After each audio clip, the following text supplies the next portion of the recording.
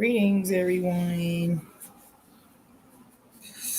This is Cassandra Floyd, also known as the Daughter of the Fates, founder of the Temple of Evolutionary Emergence.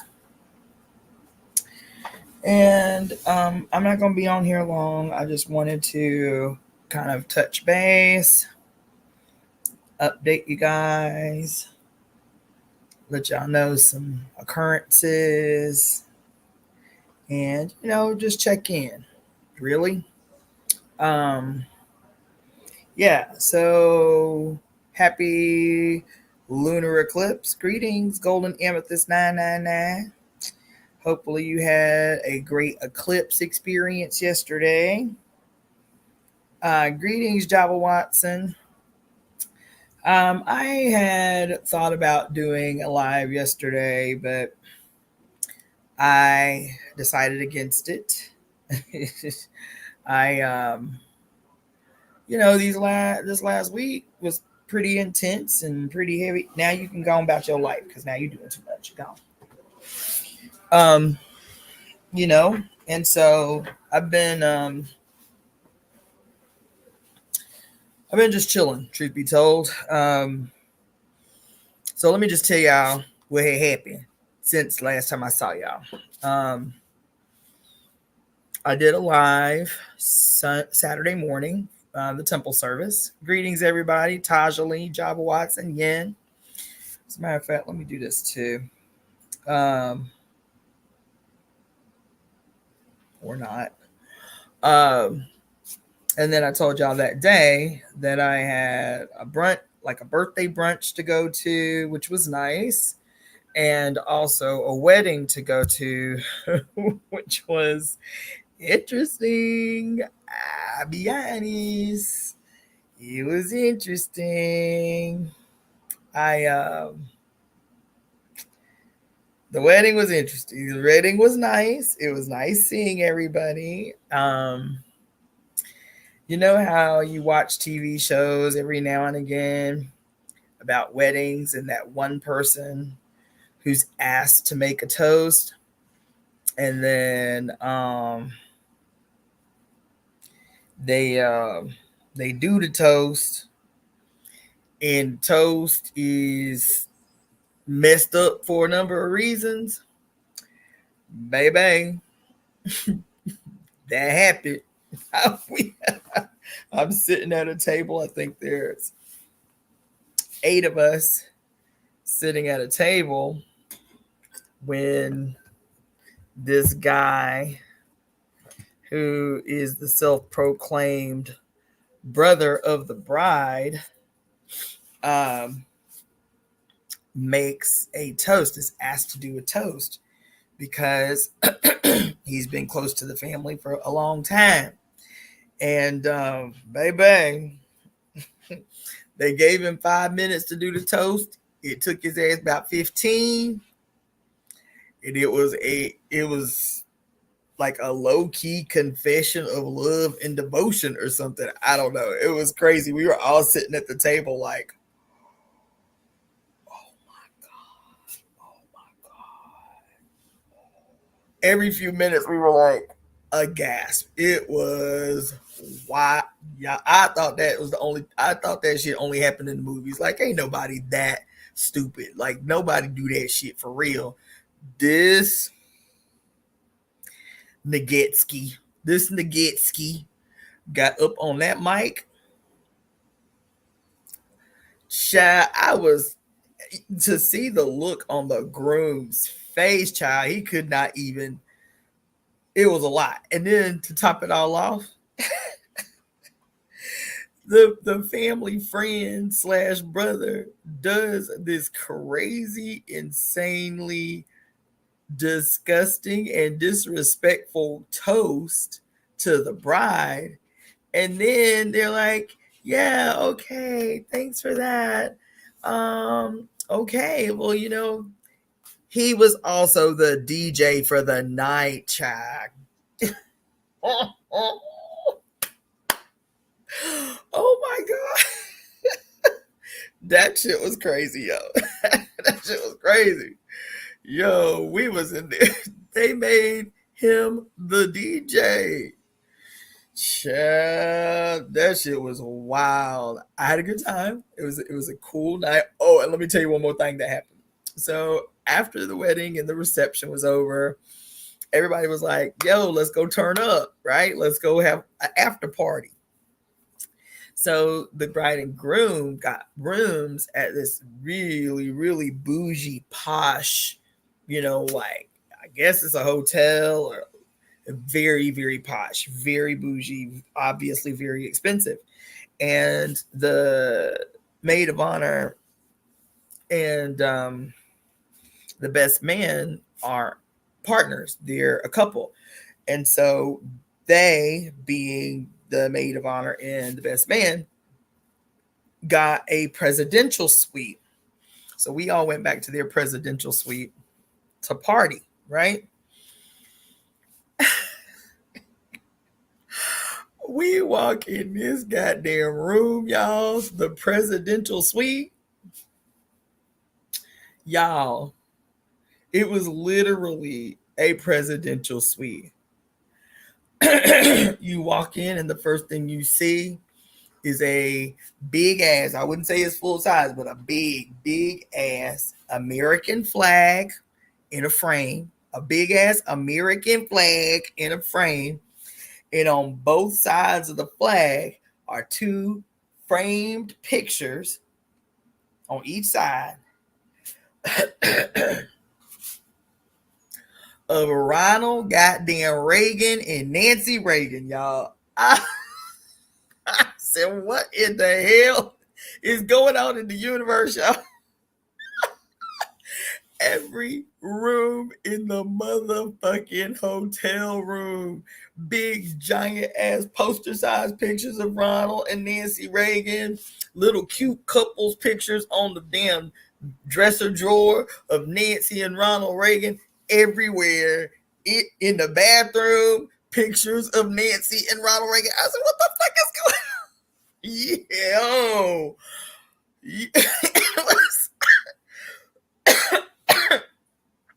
Y'all, it was so surreal. It felt like some shit out of the goddamn Twilight Zone. Now, mind you, the couple who got married, yeah, this was in LA, girl. The couple that got married, I knew the dude before I knew the woman. So the dude, I met him the first year I got here in this organization called Revolution LA. The name of the organization is Revolution LA, and they do pretty intense, activist work here in the city. That's how I met the dude who got married. Okay. Then the girl and the friend slash brother who confessed his secret undying love at this girl wedding, the two of them was in a TV show, Glee. You understand? So we all in this room, every last one of us are like, yo, did they know that this was like a literal presidential suite with Ron and Nancy Reagan all over the goddamn wall when they booked it? Girl, they in it. Goddess Essence Energy, they in it. You feel me? They was in it. You understand? So anyway, we up in there, and I don't smoke, but I don't smoke. You feel me? But in this room where there is no smoking allowed, you walk in, and it was just like at a thug club in the bar, you know what I'm saying, back in the day, like in the hood, where you walk around and you walk in the club and the damn black and mild smoke be so thick that you can't see nobody head through the smoke. You feel me? That's how it was. They was turned up. Everybody in suit and ties and shit. Turned the fuck up in the Nancy and Ronald Reagan goddamn presidential suite. I was like, man, I'm in there. I'm like, yo, and my phone was dead because I wanted to take video so bad. I was like, this shit looked like the fucking scene from a goddamn bad 80s movie. You feel me? I can't tell you what else was happening the fuck up in there, but just trust that it looked seriously like a scene from a bad 80s movie, like Pretty in Pink or some shit like that. You feel me? It was all these suit and tie guys. Of course, I'm the only black person at the after party. Everybody else that took their ass home. I'm like, I'm riding with a friend, so I'm like, cool, I'll go. You feel me? So I'm in this goddamn hotel room, the Ron and Nancy Reagan presidential suite, with all these white guys in suits and ties and they pretty girlfriends and their little frilly frocks for the wedding.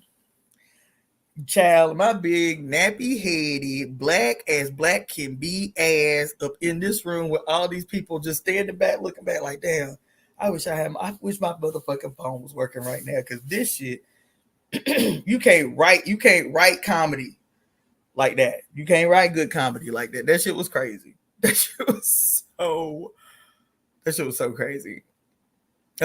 I'm telling you, it played out just like a stereotypical, like you think about the most stereotypical upper middle class white 80s movie, it probably happened that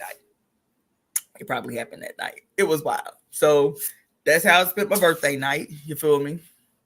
I told y'all on Friday I got stood up, so I didn't get my tattoos, and I didn't get to go to Catalina Island. So I figured I had to save it for another day, because I got to hustle overtime to pay the rent man this week. And then I met this guy maybe 3 months ago. I went up to Griffith Observatory one day. Greetings, everybody. I went up to Griffith Observatory, and this guy was selling books, right? I was like, oh, okay, I'll check out. Y'all know I'm a book whore. Like, it's the one true addiction that I have. It's like I can't even turn away when I see books. You feel me? And so I was checking out the books that he had, and he was selling like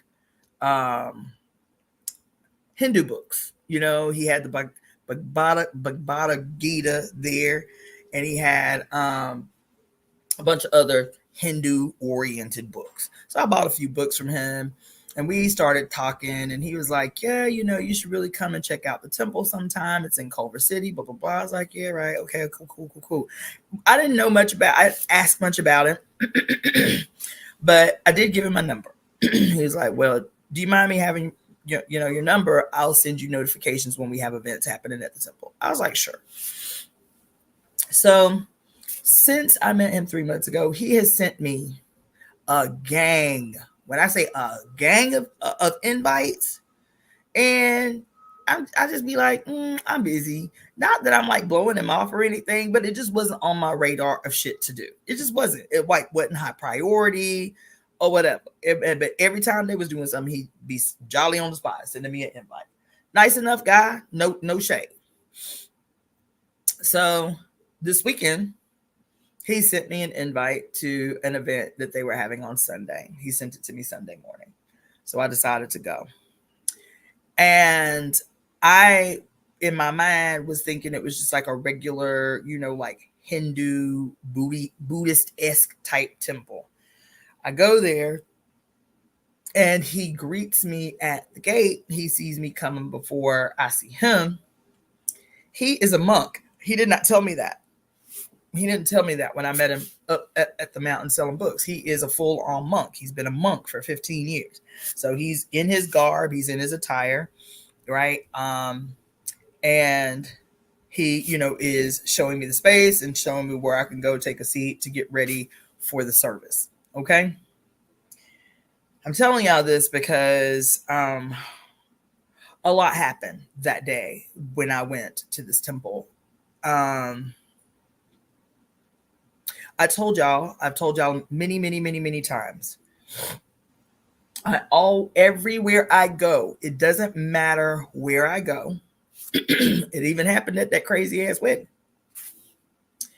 Everywhere I go, I try to be present. And what I mean by present is I try to be aware of the potential for me to learn something in real time wherever I am. There's a message for me here. We can't keep saying there are no coincidences.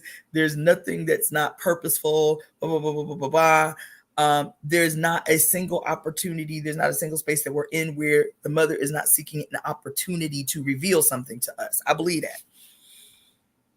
That happened at that crazy ass wedding. I'll tell you about that maybe on another day. But let me tell you what happened when I went up into this temple with that mindset. Took my notebooks. I was like, there's obviously something, because I had as a matter of fact, I intended on working all day Sunday because I didn't make any money over the weekend because of the stuff with my birthday weekend, this, that, and the other. So I was like, no, I'm going to work all day Sunday. And then he texted me first thing in the morning, like 8 o'clock in the morning. Can you come at noon? Whatever. I was like, you know what?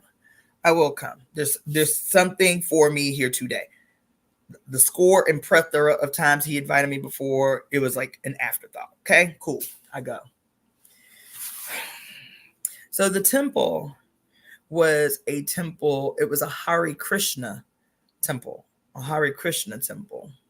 And so I don't know how familiar. I'm not that familiar. You are with the Hare Krishnas, but they were huge in the 90s. And they have the monks have the little, the little patch of hair right there, and everything else is bald. He had a hat on when I saw him at the on the mountain. So, like I said, I did not know he was a monk until that day, until Sunday. Anyway, I went in there. There were quite a few Black people up in there, which was interesting. And I expected there was going to be a lot of white people because white people got really into the Hare Krishna movement back in the 90s. But I didn't expect to see any Black people there, really, to be honest. And there were quite a few. Old, young, Black people with kids. I was like, okay. It was wall to wall, packed. Wall to wall to wall to wall to wall, packed.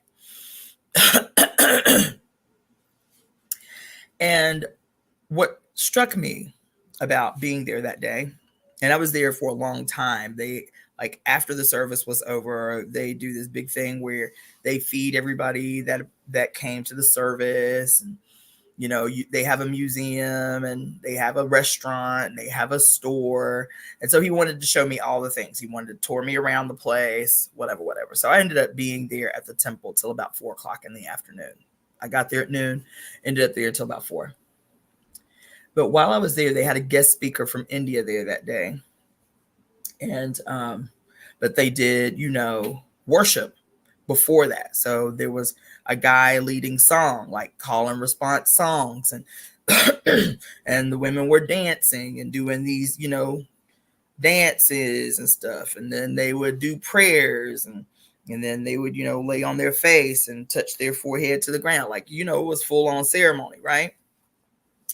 And then after about an hour of ceremony, dancing, singing chants, reciting mantra, they sat down to get ready to listen to the guest speaker. And the reason I made sure that I was going to mention this today is because I don't know. I do know why for this time that we've been walking together that I've been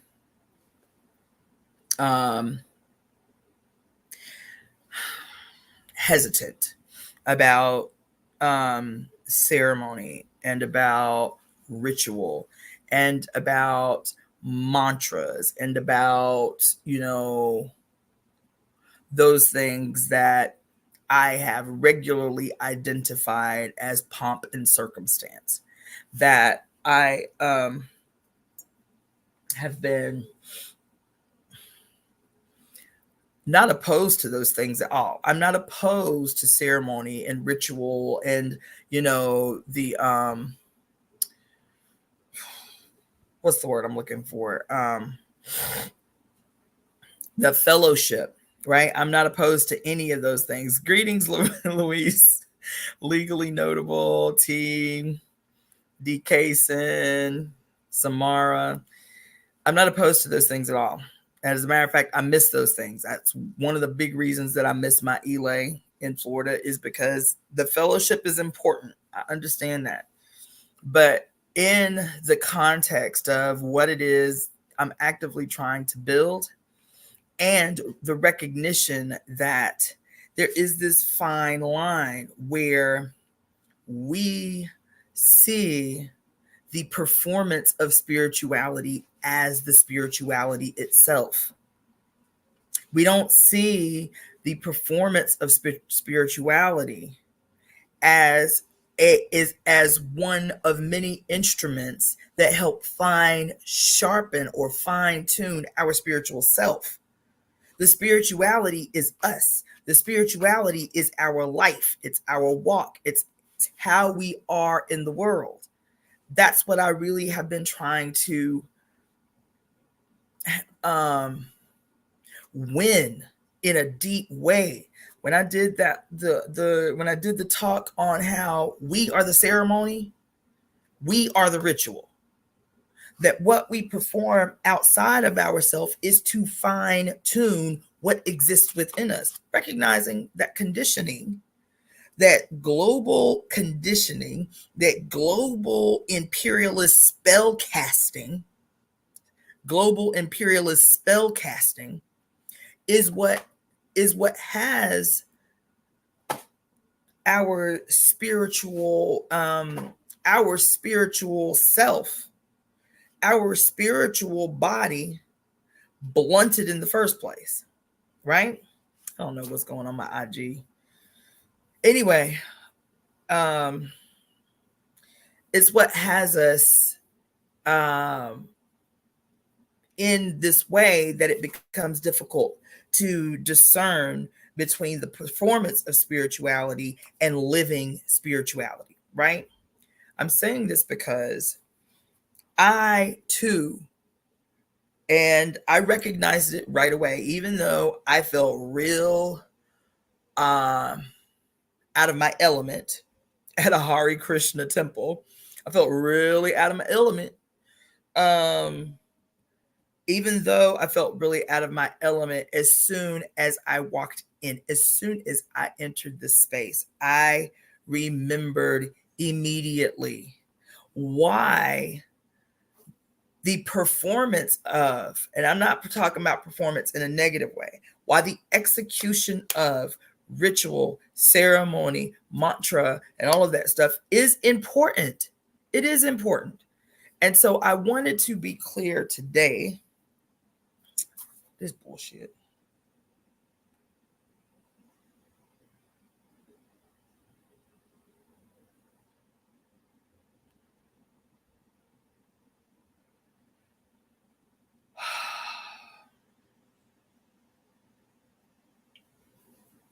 I wanted to be clear today that I know I go real extra hard about my opposition to pomp and circumstance.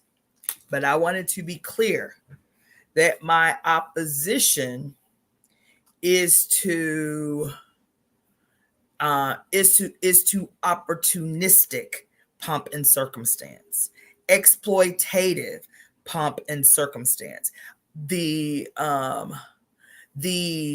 fucked up nature of those who perform ceremony, ritual, mantra in a way that is always exploitative.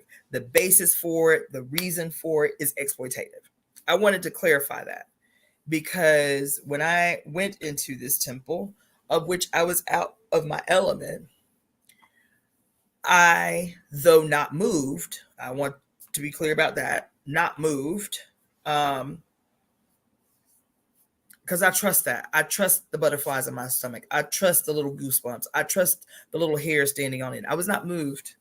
It was beautiful, the execution of this thing that I, witnessed. It was beautiful, right? People were really moved. There were people in there crying and, with hands raised and all of that stuff. And to each their own. I do not take that from them. that which moved them may not be for me to be moved. But I was not moved. I really felt like I was there to learn. I was there to learn something, which I did. I took many, many notes. People kept looking at me like I was crazy because it always happens. No matter where I'm at, I'm taking notes. Right? The guy who did the presentation, also a monk, was very funny. He had really perfected a way of speaking to people that they could relate to. Right? As a matter of fact, let me take out my notes because there were some notes I took that I wanted to share with y'all because I was like, here we go. You understand? Let me tell you, I took some notes. Yes, I did. I took a lot of notes, as a matter of fact. So first I want to say that this thing done got worse. Let me take a little pause for the cause so that y'all can contribute to the Temple of Evolutionary Emergence. So you can also get the information necessary to book your readings. My other cats have been like terrorizing my board, so I'm having to show this up a little bit. Daughter of the Fates. Okay. Yeah, and also I don't know if you can see behind me, I've got my my 9 candles lit here on my altar. Then I've got my candles on my ancestral altar, all from my the remnants or completion of, if you will, my my lunar eclipse ceremony last night. Plus, I went outside up on the trying to get to the mountain to witness the eclipse. I witnessed the eclipse, but I had an attitude because they literally block off the entrance to the mountain, so you can't get to the top of the mountain through certain places after the sun goes down. I was like, so I went to Griffith Observatory I was like, well, surely they'll have an event for T says Virgos be like, let me take notes. No, it's true. It's true. So anyway, pause for the cause. You can send your donation. You can send your donate. Well, that didn't help. You can send your donations to Zelle, which is my email address, releaseheartcenter@gmail.com. That is also how you can book your readings, is to email me at releaseheartcenter@gmail.com. Releaseheartcenter@gmail.com, and I will send you the details on booking your session to get your reading. Cashapp is $ Daughter of the Fates. Venmo is Cassandra with 2 S's -Floyd, and PayPal is Iapo Ngina, IYAPONGINA. If you want to make donations, if you want to book your reading, now you have the information through which you can do that. I have a couple of readings I have to do today, as a matter of fact. And then I've got an event I'm going to set up to do fire cupping at. So it's a pretty busy day. So anyway, let me tell you about these notes. And I'm going to tell you why I'm telling you about the notes. Because the speaker, like I said, he had really perfected the art of, hey, boo, of, being a little bit more like modern. There's a way that men who become spiritual become all super stoic in how they talk to people when talking about spiritual subjects and matter. They have to, in order for people to believe that they are speaking from their spiritual place, that they have to become stoic in their presentation. This guy didn't do that. So I really respected that, because that's the thing out here. It's an ongoing joke out here. You want to say, hey, big head? You gonna say, hey, you guys. Hey, you guys. Hey. See, she let me hold her these days, right? I guess she getting older, so she like, I guess I can let you hold me for a little minute. I do too. It works my nerves, and it's an ongoing joke out here. Goddess Essence Energy. She said, I hate when folks do that. There's an ongoing joke out here, and I even posted this guy's YouTube channel. This young dude who's Native American, and he lives on a reservation.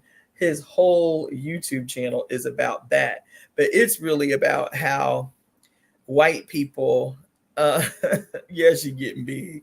How white people really, how white people really do that. White people really be approaching every single Native American person they meet like Native American people are supposed to be talking like the wise Indian in every Western they ever saw, right?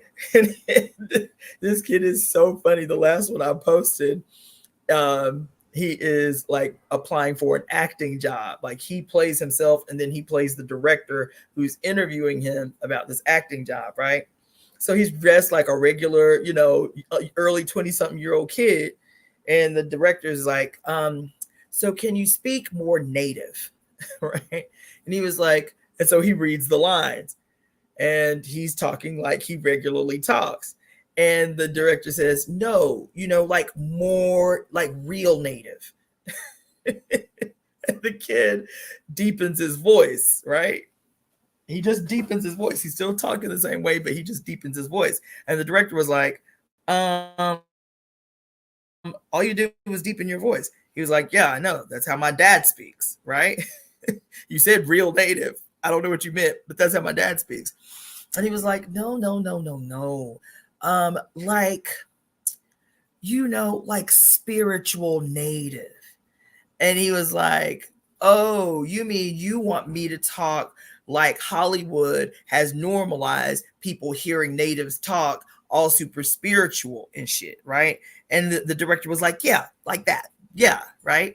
Him as the director was like, yeah, just like that. He was like, nah, man, I don't think that's something I can do. I'm out. And as he turns his back to walk out, the director says, it pays $10,000. It pays $10,000. He comes back on the screen.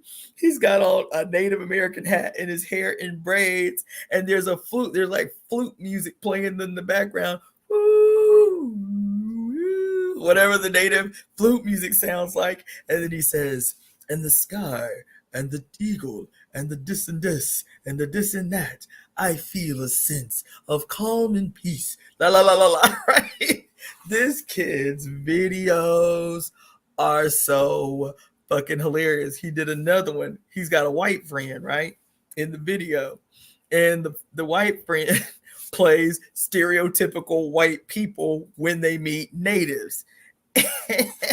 So his homie, the native dude, is just walking down the street, minding his own motherfucking business. His white friend, playing the typical white people, come up and like, are you Native American? And he's like, yeah, I'm Native.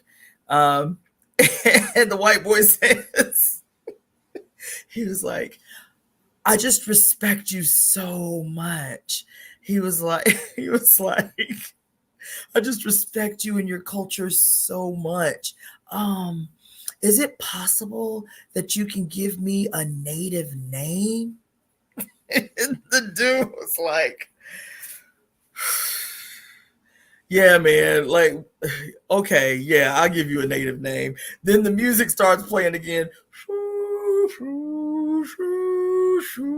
Right? He gets all spiritual and he says, I think I will call you Talking Eagle Hawk or some shit like that. And the white boy was like, that's so spiritual. His videos, child. When I found this kid, yo, listen, I know I laid up on his shit for an hour watching all his videos. Hilarious. but that's a whole thing out here. You feel me? How I used to have this native friend. We ain't friends no more because he a piece of shit. You understand? But he is, big in the community, right? And me, really trying to be respectful of the space and respectful of the community, even though there were experiences I was having with him. You know how we do. We make excuses. So he's native, born and raised on a reservation. I'm black from the South. And so the things that I was experiencing with him, I would always be like, it's a cultural disconnect. That's what it is. You feel me? Like, I've been on several reservations and I have experienced that same behavior with him on other reservations when dealing with Native men. So I was like, it's a cultural thing. It's a cultural disconnect. They on the res, they out here, in the world, like being acculturated the same way that we are. Right. And a lot of these reservations are just like the hood in that, like, in the hood, there's a church on every corner and it's typically Baptist, you feel me? On the res, there's a fucking church on every corner and it's typically Catholic. You feel me?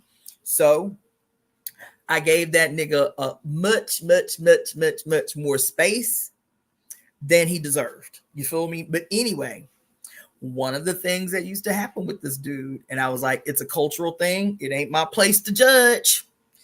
He would do the same thing. I'm like, nigga, how you gonna be in my house, homieing it up? You feel me? Like, yo, talking straight cash shit. Like, we be up in here cackling for hours. Cash shit. Because even though he was raised on the res, when he left the res in his 20s, he came straight to South Central. That's his acculturation in the world is with black ass people. And you could tell. I used to tell this nigga all the time. I was like, nigga, you like peoples. You like family. Like his behavior, his swag, everything. But he was so highly respected in the community. I just gave space. He didn't deserve, right? But he used to do that shit. He'll be in here on some straight hood shit. You feel me? On some straight hood conversation, on some straight hood shit. Plus, he works in the prison system. You know what I'm saying? And he's an ex-con. You feel me? So I feel like that's why he was so relatable. Even though he was full-blooded Native American, you know what I'm saying? You can tell he been around us. You can tell when a motherfucker been around us a lot. You feel me? But that shit, he be in here on some straight hood shit, talking cash shit. And then as soon as he's at an event, it's the stoic, extra spiritual. Da-da-da-da. I was like, okay, to each his own. Like, there's still this disconnect in our brain where the spiritual in the earthly realm can't connect, can't get together. You know what I'm saying? No shade. Do what you do. But it's a thing. It's a thing, right? So I really took notice right away. I know that was a long digression, but I took note of this monk in full regalia when he was delivering his presentation, how it felt as if he had kind of bridged the gap between the super spiritual monk and the person who is relatable in a regular conversation. He cracked many jokes. He told many jokes that were actually funny. You feel me? And was still able to be this spiritual person, this spiritual leader, giving the essence of a message to his parishioners. I respected that. I was like, okay, I like his style. I like his swag. I appreciate that.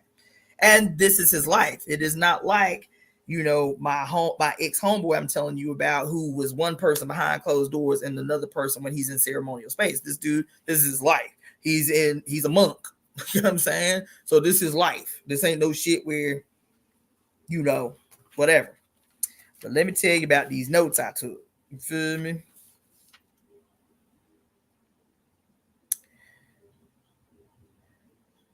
Yes. Mm-hmm. Mm-hmm. So, let's see.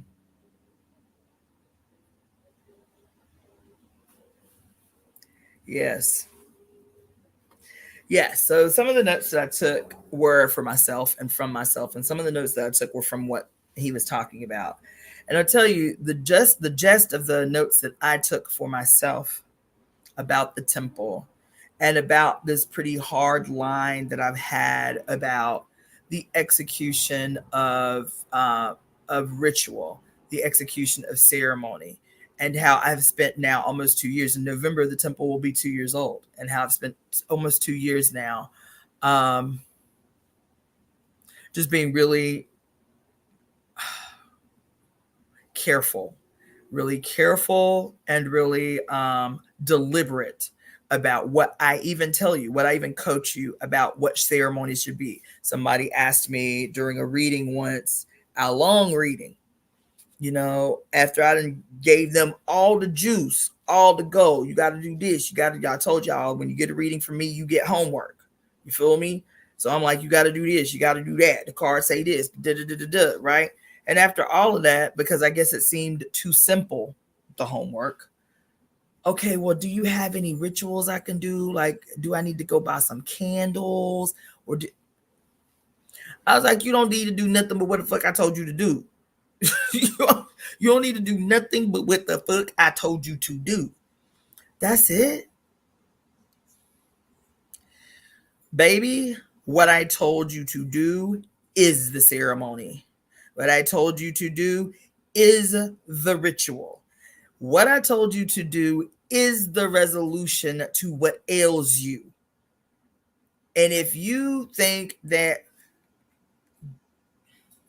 what I told you to do is too simple, so you need to go buy some candles or cool. If you want to buy some candles and some incense, do that. But that ain't what I told you to do. That ain't what I told you to do. You feel me? I'll tell you, one of the things that I told her to do as ceremony, as ritual, was, she was talking about how she was feeling overwhelmed in her space. She was feeling overwhelmed in her space.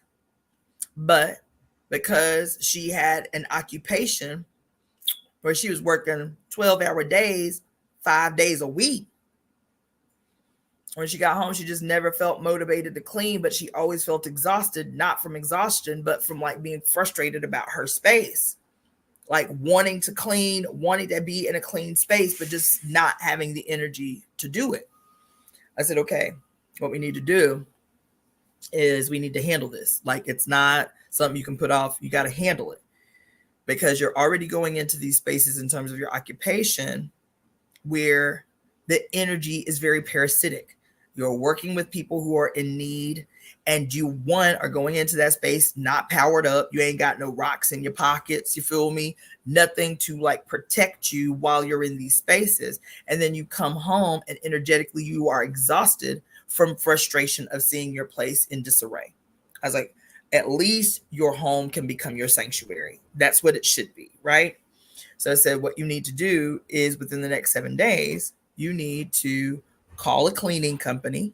I said, you make enough money that you can at least invest in somebody helping you clean once a month. Call a cleaning company, find a reasonable one, and make an appointment to have someone, even if it's just a single room. She's like, but my place is so crazy. It's so messy. There's boxes everywhere. I said, look, even if it's a single room, call someone to help you clear a space of sanity in your home. It will make a world of difference. It'll make a world of difference in your disposition, in your energy level when you get home. And the next month, you can have them come and help you with another room. And if there's something you don't want them to touch, guess what? You can tell them, these areas, these things, I do not want you to touch. You see?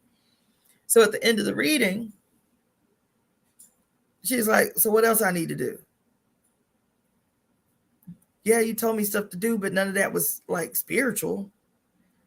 I said, every single thing I told you to do was spiritual. Everything I told you to do was a ritual. She's like, calling somebody to help me clean my house is a ritual.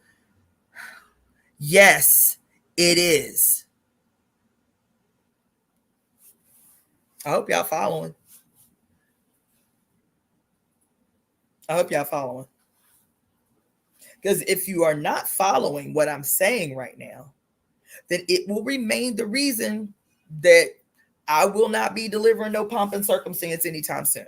Because this temple service that I went into on Sunday had me saying, okay, it is time. It is time for me to start like performing ceremony on the camera. It is time for me to start performing ritual for these followers. It is time for me to start singing and playing mantras, leading guided meditations, and all of those things that represent spirituality for people. Like this, they need this. I went into that ceremony and I saw the reason that it had to happen.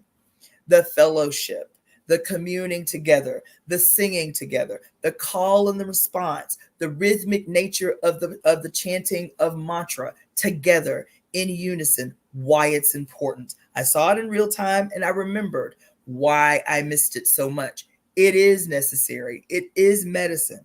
It is necessary for those of us who are saying that we want to come together to create a new Godhead that can counter, that can go toe to toe with, that can battle the Godhead that has everybody on the planet fucked up. I recognize that ceremony is necessary for that. That collective ceremony is necessary for that. That us coming together in shared space with unity of will and vision to do these things is necessary for the creation of the Godhead. I recognize it, and I was reminded of it on Sunday.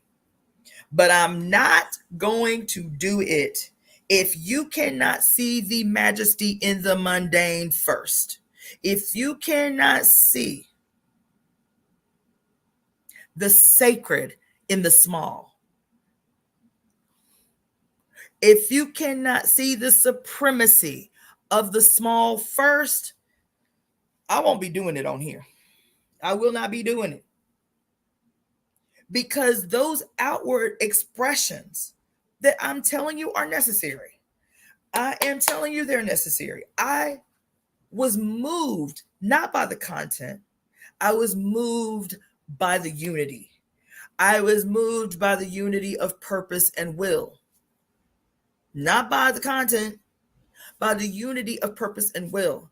To see love emanate from human beings and be received by other human beings, and to see it as beautifully reciprocal in the space. It was a really beautiful service that I experienced on Sunday.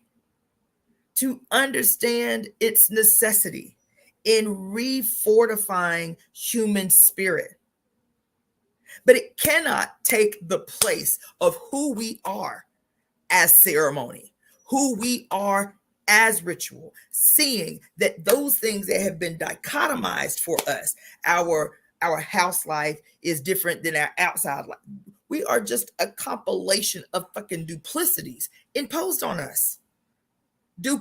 Duplicities imposed on us. We have to be one person out in the world. We have to be one person behind closed doors. That simple shit, that's not ceremony. You have to have candles and ritual and vision boards. And this is the evidence that you're really spiritual. Meanwhile, your ass is depraved and vacant as fuck. But you can perform spirituality very well. So we ain't putting the cart before the horse up the fuck in here. We're not doing it. We're not doing it. You have to be able to see the supremacy in the small first. You have to be able to see the magic in the mundane first. You have to be able to see that you are the ritual. You are the ceremony. You are spirit just as much as spirit is flesh. I tell y'all all the time, the flesh is just as much a part of the body of God as your spirit is. They are one. They are singular.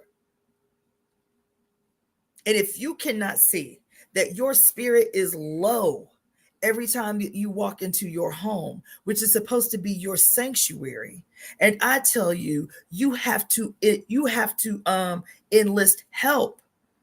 You have to enlist help to free up and clear the space that you call sanctuary so it can feel like sanctuary.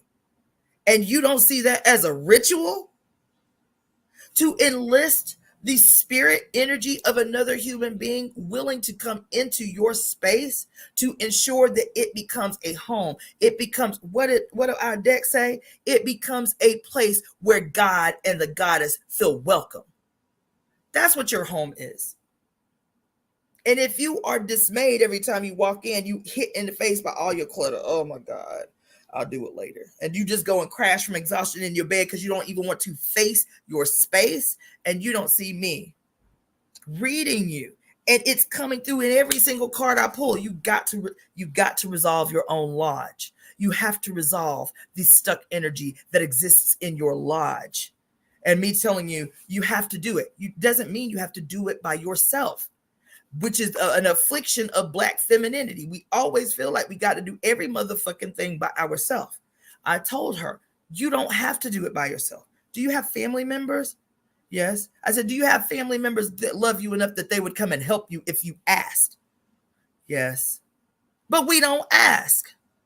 We too proud off some bullshit, off some she-woman shit to ask for help.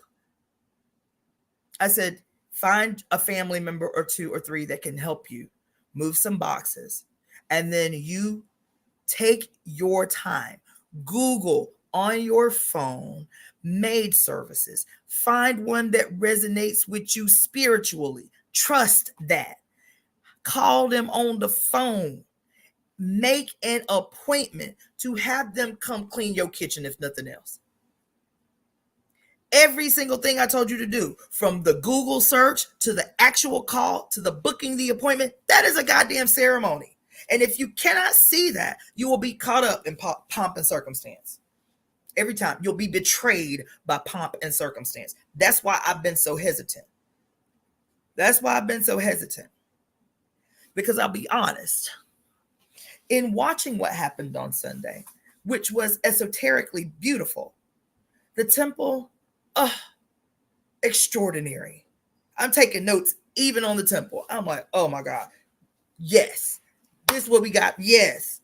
What they got going on? Yes. Yeah. The temple, beautiful. I'm going to go back. Beautiful. The museum, extraordinary. The kitchen, gorgeous. The store, epic. The community hall where they feed all the people after the service, beautiful. Well orchestrated machine they got over there. You feel me? But I'm going to tell you, the content of this man's presentation I took notes. I said, let me tell you, the content of the man's service, watching the people fellowship together, watching the people eat together. Whoa, fuck.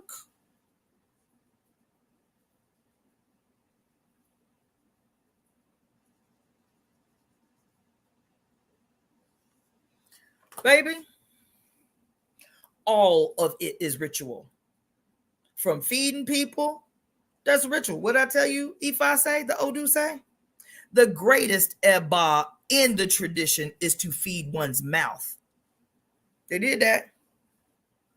They fed about 200 people up in there, if not more, that day. Had them scattered. They own a whole city block of buildings. 2 city blocks. They own a whole city block of buildings. This temple does. Right there in Culver City, minutes from the beach. Every apartment complex in this city block, they own. Everybody that lives in those apartment complexes are associated with the temple in some way. They work for the temple. They whatever. They monks in the temple. The monks live in their own apartment complex. Beautiful Californian, LA style apartment complexes. 4 or 5 apartment complexes in a city block. They own them all. You feel me? Big community center thing. You feel me? 2-story building. On the top story is the whole store. And on the bottom story is the whole like bougie kitchen, like the restaurant. Like they got the kitchen over here where they feed the people. Then they got the restaurant where you can come and buy smoothies and vegan food, this and that, this and that. Right? And then to listen to this man's presentation, I'm just not going to do it. The temple will be exactly what it is I command it to be. It will. I'm clear about it. I ain't clear in its execution, how it will come about, but I'm clear that it is. I'm clear that what I envision in partnership with the mother's will be, already exist. We just have to meet it. What I will not do, because I'll be tempted, just because I'm like this. We have, say we got our building, the temple got our building, you feel me? And we have ceremony on Saturday, you feel me? I'll be just as likely, and so y'all need to know, so just so you know who you caught up with, I'll be just as likely to make some temple service on a Saturday, a spring cleaning session where everybody got a broom, a mop, and a bucket, some fucking Windex and shit, and we got the music turned up and the bells ringing, you feel me, and the mantras playing, you feel me? What's the mantra? Mommy and I are one. Mommy and I are one. Mommy and I are one. Mommy and I are one. That's the mantra. That's the mantra. That's the mantra. Add on to it whatever the fuck you want, but mommy and I are one. Mommy and I are one. I'd be just as likely to call that service. Because I'm not going to let you do it. I'm not going to let you be betrayed by pomp and circumstance. Don't mean that I don't recognize the necessity of, the urgency of fellowship in a pomp type way. The gala days and the headdresses and the mala beads or the eleke or, whatever. I get it, because we need the party too. I feel that. We need the party too. That's what that is. Church is a party. You feel me? It's a party with a purpose, but it's still a party. That Hare Krishna service that I went to on Sunday, it's a party. It's what we miss when we get so goddamn super spiritual that we can't live in our flesh, that we can't live in the world and experience epiphany. This dichotomization has us thinking that we cannot experience epiphany if we, quote, living in the flesh. It's a lie straight out of hell. It's a lie straight out of hell. It's a lie straight out of mythological hell, bitch. That you cannot experience epiphany while partying. You can't experience epiphany while fucking. You can't experience epiphany while your partner is rubbing on your booty. That somehow you doing something bad. You feel me? If you, quote, living in the flesh. Oh, they just living in the flesh, child. They'll get right with the Lord one of these days, but right now they just living in the flesh. Well, for those of us who have committed our lives to a life in the left-hand lane, bitch, to a life of the left-hand path, epiphany is living in the flesh. And you cannot experience epiphany if you see with revile, if you see with judgment, those things that you reduce to mundane as being absent of spirituality. Don't you know that the things that we even celebrate now as ancestral wisdom, as ancestral ceremony, our ancestors always did it that way? How did they develop it? Where did it come from? Where did the ceremony come from? Did it just come as an epiphany, disembodied from everything else? No. The reason, thank you so much for the donation. Let me actually post the first one first. I think that was it. Claudia, thank you so much for the donation. Claudia, Claudia, and then thank you for the donation. Hanifa, I appreciate you so much. Let me show yours. Let me tell you something.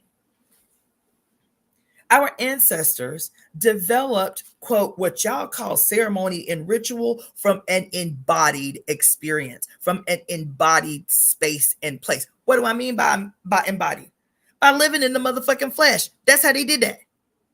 They was living in the flesh when they developed ceremony, bitch.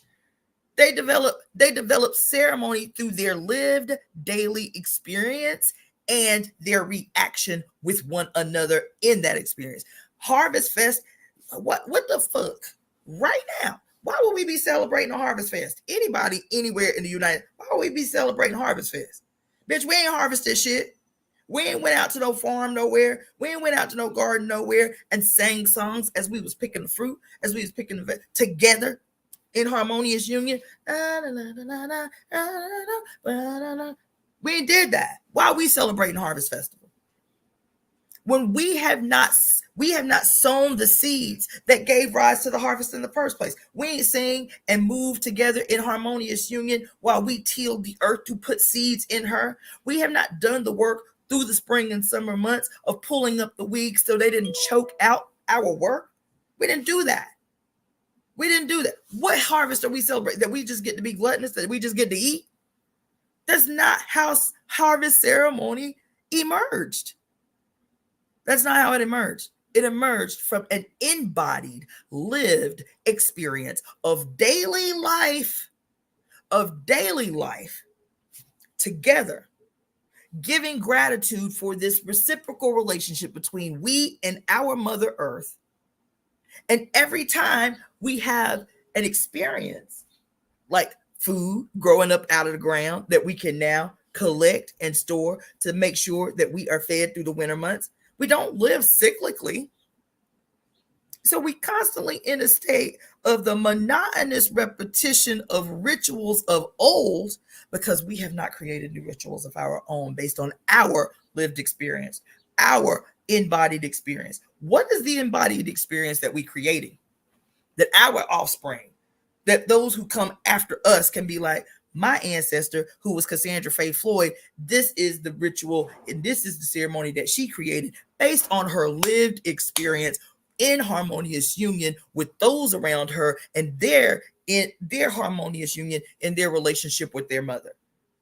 And they were informed by their ancestral traditions of 2,000 years ago. But since those conditions didn't exist in the year 2020, they had to create new ceremonies that was based on their current lived experience while being informed by their ancestral foundations. We have not done that. And so you ain't gonna have me out here ritualistically repeating shit of old that we have not sat down long enough to even understand what it means within the context of our lived experience right now and how we can create the new, still based on a foundation that ties us to the old, that ties us and connects us to our ancestors. Ain't nobody out here trying to repeat dead shit just so somebody can be in a position of power and hold a hegemony over space because they know all the prayers and they know all the songs and they know all the ceremonies and the dances, just like our ancestors did it. And they do it exactly how our ancestors did it. Y'all can keep that trash. Y'all can keep it because that's how y'all stay betrayed. It's how you stay betrayed in ceremonial spaces. These strict, dogmatic, unevolutionary adherence to what was because you hate evolution. You hate change. You hate mystery. You feel me? I'm talking about women. That's why we stay dogmatically tied to that shit, because we forever following behind some nigga that done mastered the art of repetitious, monotonous dogma. And it sound cute. It sounds sexy.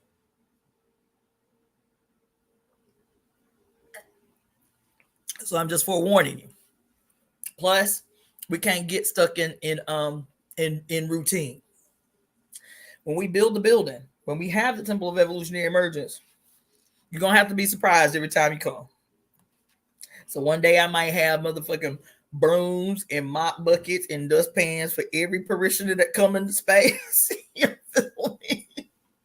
The next week, the dress code might be motherfucking bikinis and swim trunks for everybody. The next week, I'm just trying to tell you, life is the ceremony, bitch. Life is the ritual. Life is the magic. Living is the ceremony. And once you can get that in your brain, that what did Barbara Walker tell us about how the hearth?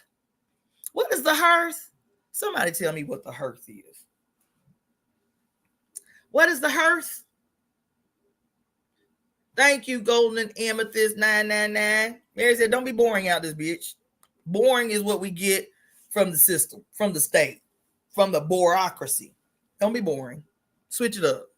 You know what I'm saying? Have the courage to sin. That's what Mary said. Have the courage to sin, bitch. Have the courage to be, bitch.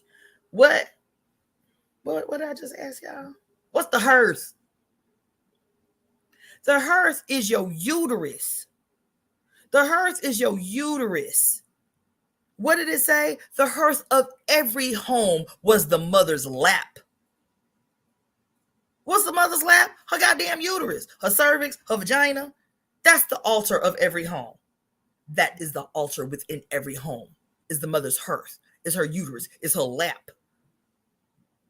So when I say that you are the ritual, you are the ceremony, everything you do is sacred. Even if it's washing your motherfucking dishes, it's a sacred act. Because you are the ritual. You are the ritual, you are the temple, you are the ceremony, you are the altar. And everybody that is within the proximity of your hearth is blessed by you. If you are healed, if you are a blessing, if you have been blessed. If you the altar, bitch, let me throw this on y'all. If you the altar, uterus people, if you are the altar, if you are the hearth of every home, you feel me? What happens if you ain't making no altar? What happens in your life, as we understand it? What happens in your life if your altar is not taken care of? I'm having a whole motherfucking moment. Oh my God. What happens in your life, child, according to all of our traditions? What, even Christianity, when you ain't making no offerings to the Lord, what happens in your life if you ain't taking care of your altar? Somebody better talk to me. I ain't talking to my motherfucking self. I see y'all up on here.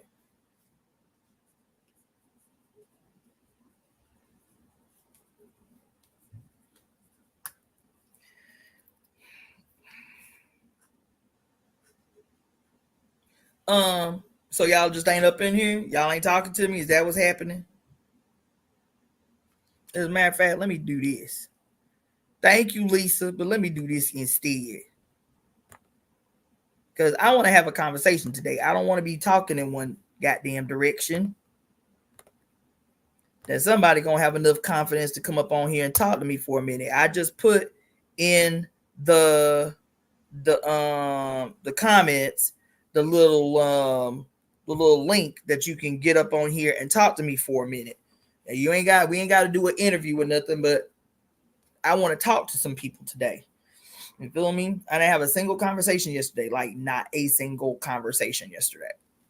So one of y'all can get the fuck up on here. But yes, all those things y'all said: chaos, depression, suppression, combustion, lose favor. Child, your world go to shit if you ain't taking care of your altar. You feel me? Your ass be in car accidents and crazy shit all kind of crazy shit be happening when you are not caring for your altar. We can see that. We can see that when we talk about doing ancestral altar work or lighting the candles on our goddess altar or whatever. How much time and energy does anyone put into caring for, making offerings to, doing ceremony for, doing ritual for, chanting mantras for the altar that is the woman's hearth, and can't figure out why the world is in chaos? What did Barbara Walker say in the book? She said of the Kali Yuga, the only ones who would be spared are those who worship at the lotus of their mother's feet. That's what she's saying. Y'all niggas ain't made no y'all ain't made no offering to the altar walking around in real time. Y'all ain't honored your mother's hearth. y'all give 10% of your income to Jesus, who you ain't never seen, ain't never heard, ain't never went to dinner with, ain't never fed your ass, ain't never clothed you, ain't never wiped your shitty behind. You will pay 10% of your offering to a Jesus. Plus, that is just what you compelled to give. Is 10% of your income. And then whatever else you give is because you give of your own free will and heart, the offering. You'll do that. Do you do that for your mama? Do you give 10% of your income to your mama? And then make additional offerings to your mother? To your wife? Do you do that? Do you honor the altar that is the living, breathing evidence of your existence? Can't figure out why the world is in chaos.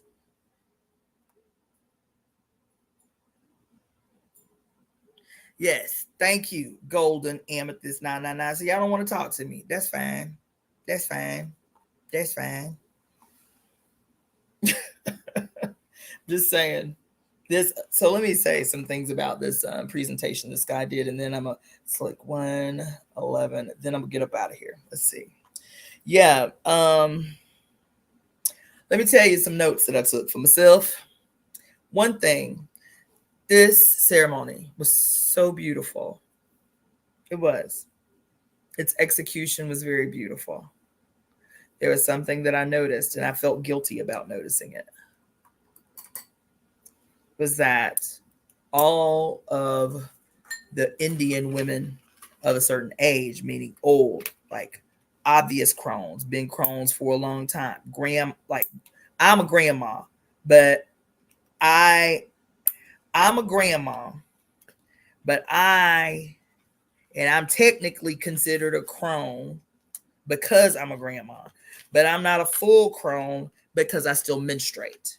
The crone years are about the period where you fully transition from your menstruating phase of your lunar cycle to your dark phase, right? Where you're no longer bleeding, okay? Where your moon blood is, as far as ancient beliefs were concerned, is now reserved in your body to give you full power, full access to your power. You feel me?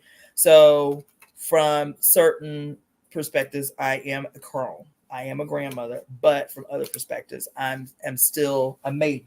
There's still the potential for me to reproduce life, okay? Or the mother to reproduce life, okay? But what was I? The reason I was saying that is while I was there were a lot of women that were crones there. These were obvious old women, like older than my mama old. My mama 67, older than my mama old women whose lives you could see written on their faces. I took a notice of that because there were so many old Indian women in this temple who did not carry the look of bliss on their face. They carried the look of hard lives lived on their face. That shit struck me. Their faces permanently contorted into like what might be super focus, but it didn't look like focus. It looked like rage. It looked like resentment. It looked like frustration. That's what it looked like.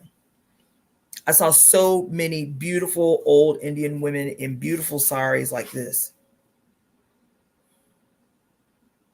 Or like this.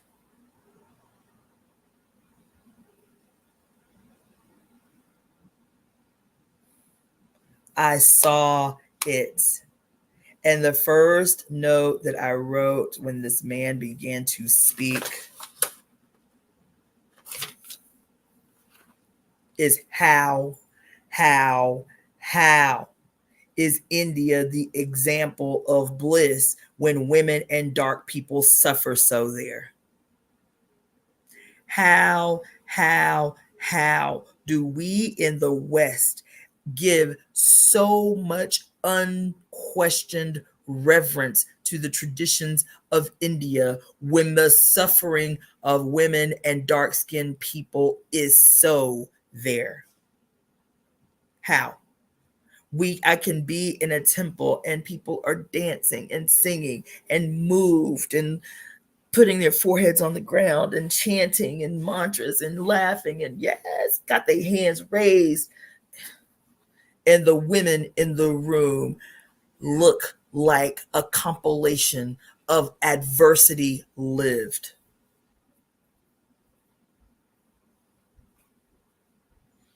Even the women that had their grandbabies with them, they did not look pleased. They did not look filled from the happiness of having these babies with them. Just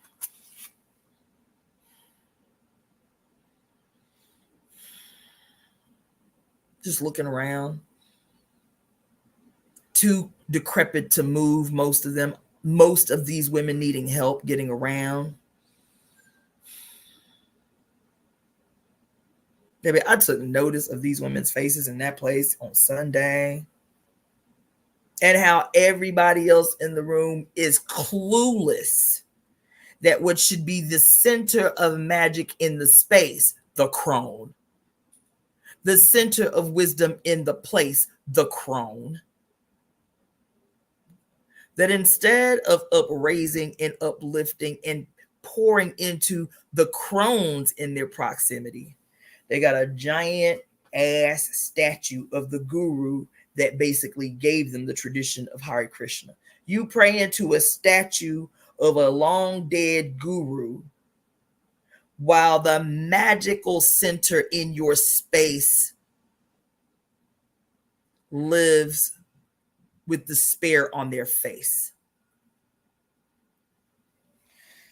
That shit struck me. I was sitting next to this old lady. The only time I saw her smile was something. What happened? Oh, she went to go fling her sari around her neck and it hit me. And she was like, "Oh, I'm sorry." I was like, "No worries. It's okay. It's okay." Right? I smiled. I was like, "No, it's okay." And she smiled because I think she expected that my reaction was going to be something else. That's the only time I saw her smile in a 2-hour ceremony. You understand? So that stood out. And then the other thing that was really interesting about this guy's presentation that I really liked, actually, he was talking about a bunch of bullshit. I'll be honest. He was talking about a bunch of bullshit. Because I took all the notes. I was like, this some bullshit, this some bullshit, this some bullshit, this what's wrong with people, this some bullshit. I was taking all the notes. He was talking some bullshit. However, his delivery I found intriguing. I really liked it. I was like, mental note, this might be some shit I do. Because he would be talking, very studiously about a concept or what this, what this doctrine says or what this book says or whatever, what this guru said or whatever. And then he would say, like he would say a quote from that book, the Bhagavad Gita. And if you knew, you get a free copy. If this is your first time ever going, you get a free copy of the Bhagavad Gita, right? And so he would say a quote from the Bhagavad Gita, and then he would sing the quote. I was like, I like that. He would say whatever the quote is. Let me see if I can find a quote. Something. Whatever. You feel me? He'd say, okay, here's a quote that I just turned to, which is some bullshit, by the way, but I was like, let me go ahead and read this one. Those who are free from anger and all material desires, who are self-realized, self-disciplined, and constantly endeavoring for perfection, are assured of liberation in the supreme and in the very near future. And then he would sing like the the Hindi version of that same quote. And then they'd say, Hare Krishna, Hare Krishna, in response to him singing the verse. I was like, I like that. I like that. That's slick. That's sharp. People feel engaged and involved in the lecture, in the sermon, as opposed to it being one directional. So every time he would sing, they may not even know what he's saying, but their response would be Hare Krishna, la la la la, whatever, whatever. I like that. So I'm asking y'all to come up on the shit and talk to me. This is my way of having you be engaged, involved. You understand in what I'm talking about instead of me talking one directionally. But I like that. That scripture I just read is that bullshit. But I liked the swag of it all. Right? Let me mark that. Because it's funny that that's what I turned to. No, it ain't too late to come up, T. Let's see what y'all got to say before I go on.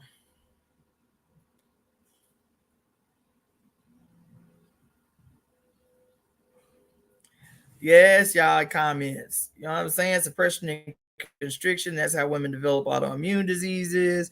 Sounds like they are on the clock waiting to get off duty. Shame. Important acknowledgement. The wounding is so deep. Yes. The rejection and denial of importance of the crone forgetting herself. Yes. I've been asking myself the same question when I think about my great-grandmother and my grandmother, how devoted they were and how they questioned if their prayers would ever be answered. Yes. Claudia say, I love how you preach and then crack jokes. Got to keep y'all entertained somehow. You understand? And what do they say about laughter? Laughter is the best medicine. I'm trying to heal y'all bitches. You understand? I'm trying to heal us in any way possible. So if I need to be up on here cracking jokes or singing songs, I'm going to do it. But I ain't going to let y'all get caught up in the circumstance. I know that. Y'all ain't going to do that shit on my watch. Y'all can go to church for that shit. Y'all can go back to the church for that shit or go join the motherfucking Hare Krishnas for that matter. Y'all ain't going to get that shit from me. Okay? Y'all ain't going to get that shit from me. Y'all going to get it blood raw. I'm going to tell you.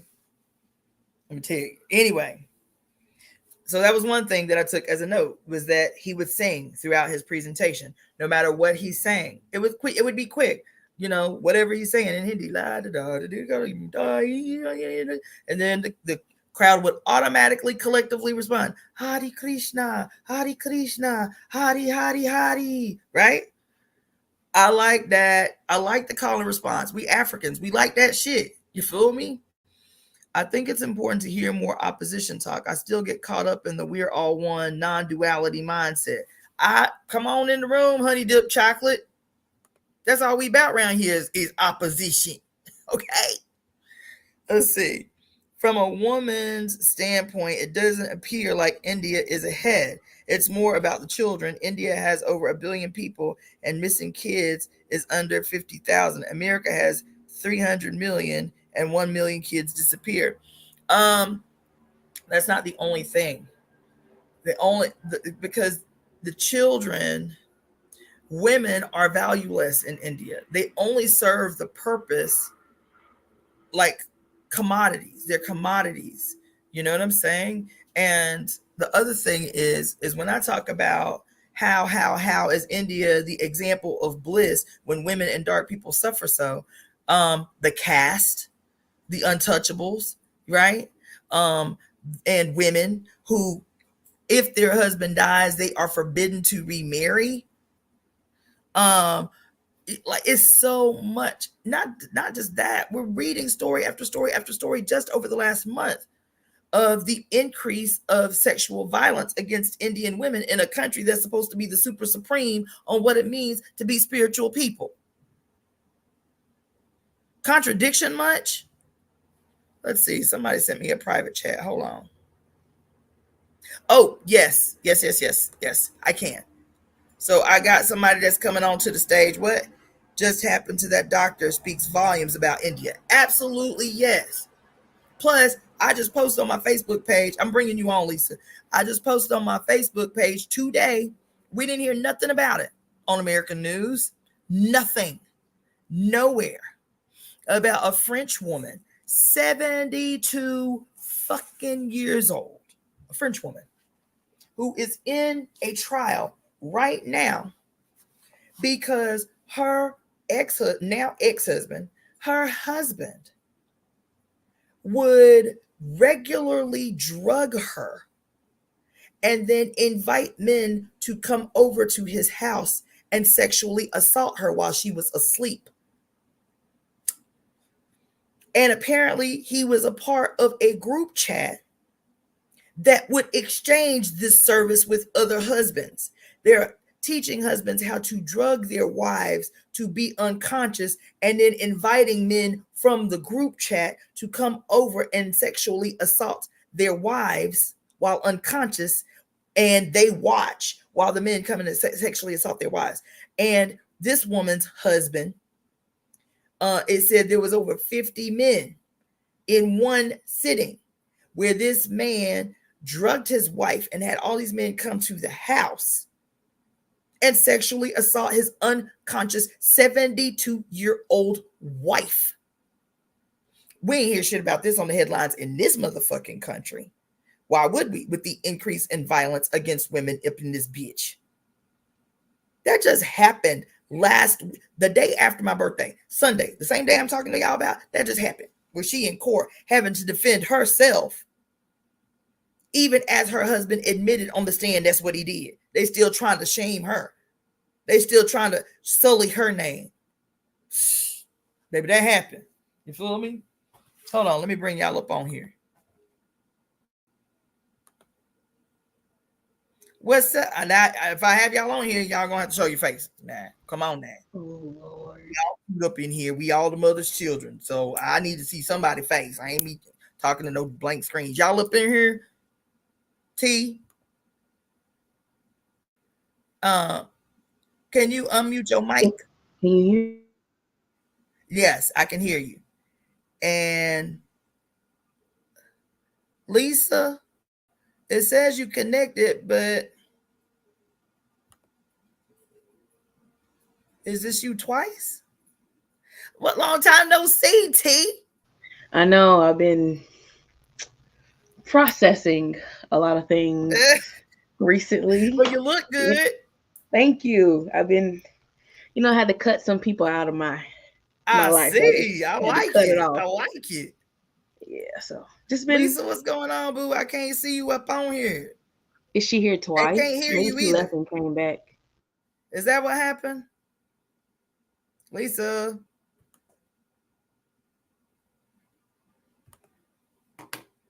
Is my camera is the lighting too dark? Can you see me? Yeah, if you could increase your lighting, that'd be great. Let me see. And yes, Lisa, I will give you a pass today. You can stay off camera, but for future reference, I need to see your face.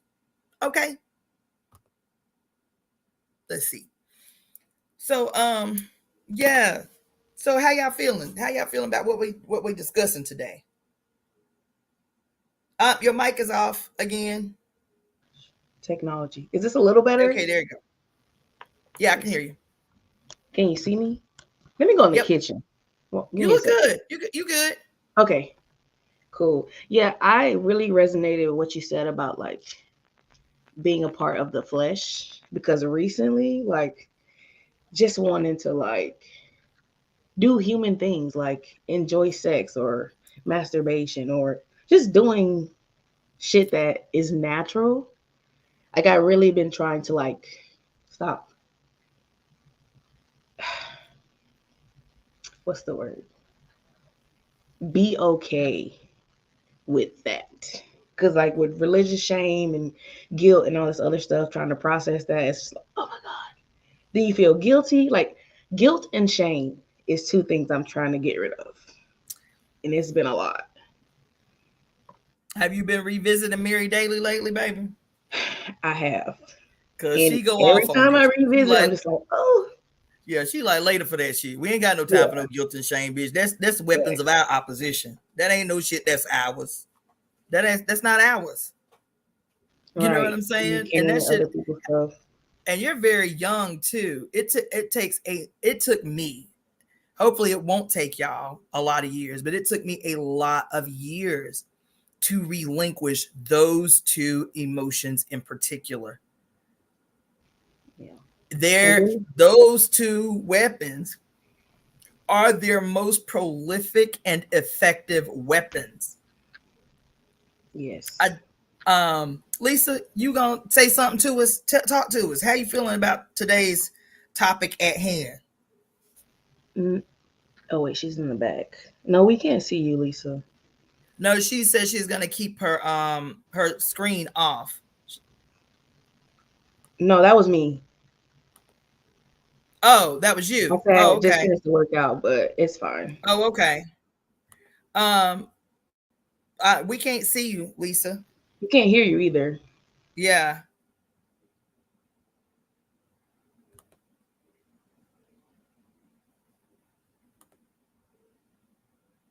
yeah. Let's see. Let me read some of these. Guilt and shame are the lowest vibrational frequency, closest to death. Throw it out and love being you, all parts of yourself. Peace to the priestesses. Too much mad things. A guan man shit need to be rectified, and these so-called gurus up here purring down how to reverence this Devi and that diva. What's going on? Beyond disgusted. Yeah. Yes. Um. So yes. Go ahead. You was gonna say something else, T? I was, but I forgot. I know it was more so about like, yes, guilt and shame, and then forgiving yourself. I like to think I'm a very forgiving being, but when it comes to me and a little bit of Mm, the Virgo that I have in me, I have mm-hmm. to like upset. Like, let me replay this. Let me replay this again. Oh, where did you go wrong? You should have did this instead of that. Like, and Mm, I'm in the loop, mm. and I physically have to be like, stop. Like you're driving yourself crazy. Like you're gonna go mad in here if you don't stop.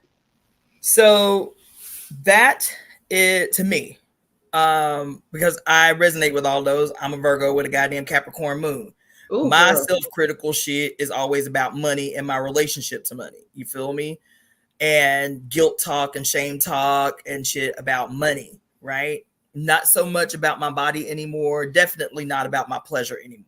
Like that shit is long gone. Like, bitch, I'm gonna be up in here doing what I need to do and getting what I need to get. That way. Period.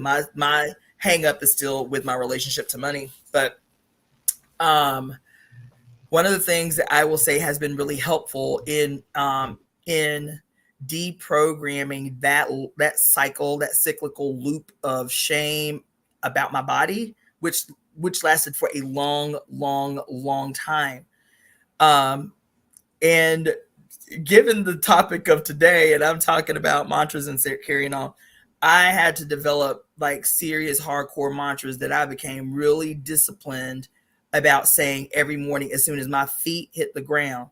As soon as my feet hit the ground, it was non-negotiable. My mantras about my body, but not my body in some abstract way. Being thankful that my mother said yes to my body, said yes to my life. If I don't love me, then it's impossible for me to love her who created me. Like, really, that whole mommy and I are one, and this is Yeah. what it means in real time, bitch. I cannot hate myself and say that I love my mother. I Yes. cannot hate my body and say that I honor my mother. Whether it's my birth mother, or whether the great mother has to take my birth mother's place, because I get it. There are a lot of people who have fucked up and traumatic relationships with their birth mother. It's still what it is. You got a mama, even Yeah. if you cannot be in a space to honor your birth mother. Do you understand what I'm saying? You still I got a do. mama. Yes. And even that mama gave birth to you, even though it was through your mama. You feel what I'm saying? So it still applies. And I cannot hate myself and say I love my mother. It don't work. Right. That my hatred of my flesh is just a reflection, child. If you hate yourself, you love patriarchy. That's how I have to put it. If Girl, you and I hate be thinking yourself, you about love like patriarchy, bitch. facts. Okay? Because I be You preaching love the like, man. girl, in a patriarchy, like, absolutely not. Like, we not doing this. Okay? Okay? If you hate Yeah. the way your ass look in them jeans because you done gained a little weight, and you like, damn, why my ass so big? That's your misogyny showing. That's your misogyny showing, boo. Ooh. That's your internalized misogyny showing. You know, I've been really working on that. Like, when I say I'm a Pisces, I'm a, like, Ah, Sun, Moon, Mercury, Venus. When I tell you I'm oh, in it, Saturn in oh, Pisces right now. We just had a child, Pisces that lunar eclipse. eclipse is handing you your ass then. Yep. Since since August of last year, since Saturn been in Pisces. When I tell you the little edges that I was holding on to, Saturn was like, you know what? The universe was Snatched. like, girl, we ain't got time for you to be self-loathing, my dear. It's time to get it together. And And that's you what I about to For literally be been real like though. we deprogramming see me. you. Hey, we see you See, now. you about to be hold on a second. Yes. Lisa. You about to have a problem for a hot minute then, girl, because this Pisces cycle is lasting until 2026. Yeah. Girl. It go in the Aries in 2025, and then they'd be like, no, just kidding. Let me go back a little bit. So I got at least until 29-30. So, but it's that time. Like, I've been holding stuff for too long. Oh snap. Oh, she went away. Oh, there she Oh is. no, I got it. Yeah, No, I've been I'm holding on here. to stuff Baby. for too long, and it's just like I gotta. You can't be like when I heard Erica De Niro. It was actually after a very like that person in that relationship. I don't know who she was, but that was not me. And then when Erica De Niro said, "Stop looking at yourself in the eyes of men," I was just like, "Okay, we're planted now. Like now we can do Okay. the work. Now we can do the work." I was Yes. like, "Okay, let me go ahead." When you being self-critical, child, it's your patriarchy showing. It's your misogyny I showing. already It know. is. And I always tell y'all about my one of my mentors who used to say, the battle until we win, the battle that we are always engaged in is the battle with the cracker in our own mind. If you got a vagina, the battle Listen. your ass is always engaged in is with the white male, black male in your embedded in your brain. Yes. Right. It's, When I was telling it's my with the friend, Y bearing chromosome in your yes, brain. yes. And I was telling my friend the other day, when I tell you I'm a modern day philosopher, I be in here pondering. And when I tell you I be trying to decolonize my mind, I be like, oh no. I'll hear something, I be like, that sounds crazy. Let me Girl, update. I miss you. I miss you, T. I ain't lying. I miss you. Goddamn. We got to start doing the damn Zoom calls again because I be Let's do missing it. y'all. Go Cause ahead. Go ahead. it's one thing after another. Like when I tell you realization after realization after realization, and then it's like I feel the energy. And then now that I've gotten deeper into astrology, I'm learning myself, realizing, oh, this is why you do this. That's why you do this. And then like when I'm being my actual Leo rising self, like the glitter and people is like attracted to me, I'll be feeling guilty about getting praise and recognition because Mm. it's challenging me to see like because they see the part of me that I don't see. So I'd be like, Uh, oh, you are this magnetic person. You just can't see that right now because you got bias against yourself. mm. So it's literally like cognitive dissonance. I'm anytime I come up against it, I'm like, okay, take a step back. And then I gotta analyze and then be like, oh, that's where that's coming from. And then I'm like, oh, I got it. And then it's five more things. You're like, oh, it's never ending. Until we win is never ending. Facts. Thanks. Right. Yes, Miss Lisa. What's up? How you doing? I'm well. How are you? I'm great. You look beautiful. Thank you. So as you do, Queen. Appreciate you. So come on, tell me what you think about the word today. It's wonderful. It's some of the things that I'm experiencing within myself already. Yeah. It's a Yes. journey. My journey has been tumultuous. Very Mm. tumultuous. As a matter of fact, right now I'm being gang stalked. Like, people are hacking my accounts, monitoring me, you know, just doing all kinds of things to try to break my spirit and steal my gifts. That's Mm. real. No, it be real. It'd be real. Um, what But part you of the gotta go country are through you to in? get through. You got to What go part of the through to country get you through, in, and I'm going through. sis? Yes, What part of the country you in? I'm in Texas. Okay. Yep. Texas is Yeah, rough. Texas is It's a amazing. beautiful state, but it's got some rough, wicked energy. It really I'm does. seeing that. Yeah, it really does. But It's got source some goes rough. everywhere. Say that again. It's okay because source goes everywhere. Source Oh is yes, everywhere. yes, yes.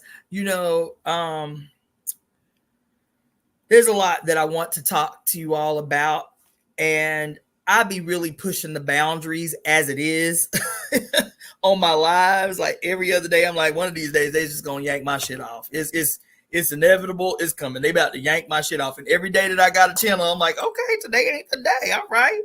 But I be really pushing boundaries. And there's some things that I've been thinking about germinating over for several months now that I want to talk about so bad, but I'm Bring it like, to the front. I can't push that button. I can't go that far up on here. You feel me? Okay. But let's see. Let me read some of these comments. Yes, Texas has some pockets of oh no, no, no. I used to live in Texas for 10 years. Um, it could be cyber attacks from other countries. They're happening so often now. Yes, I've been hearing about that a lot. I've been hearing that a lot, especially like cyber attacks coming from China, like really targeting Black content creators. Uh, I'm Thank not you, a Cassandra, for content your creator. candid and I'm just a truthfulness. regular I've girl. been hearing that a lot about Like how like there's a lot of I'm just a say that regular again. girl, but the light shines. It's the light. That's exactly right. There is no It's the regular. light. No, you ain't just a regular girl. You ain't just a regular girl.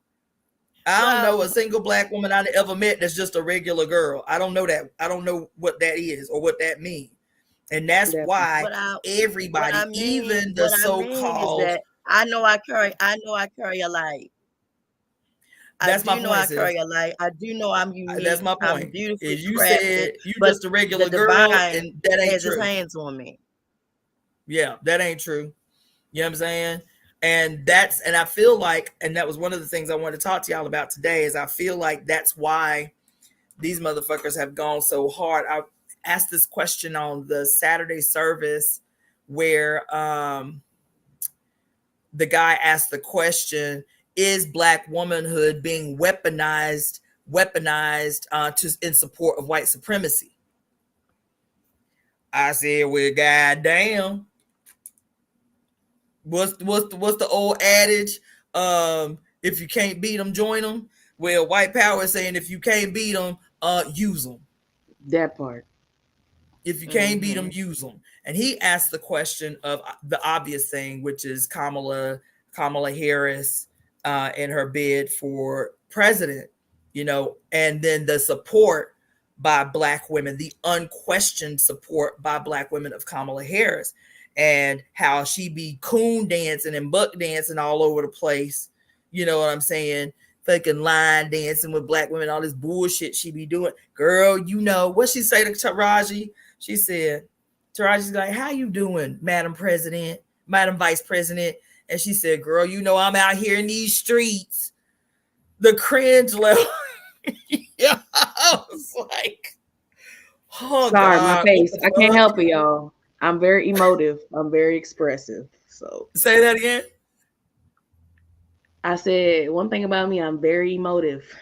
I'm very expressive. So if I ain't saying that, my face is probably saying it. Listen, I was in my feelings when I saw that commercial. Taraja was like, all concerned, how you doing, Madam Vice President? Well, girl, you know I'm out here in these streets. That was crazy. Child, I The can't even remember the last time I had so much cringe factor in my body. You feel me? And I people cringe gobbling daily. that shit up. Yeah, I cringe Gobbling daily. that shit up. Huh? I said I cringe daily Ooh. throughout the day. Ooh. Mm-hmm. Ooh.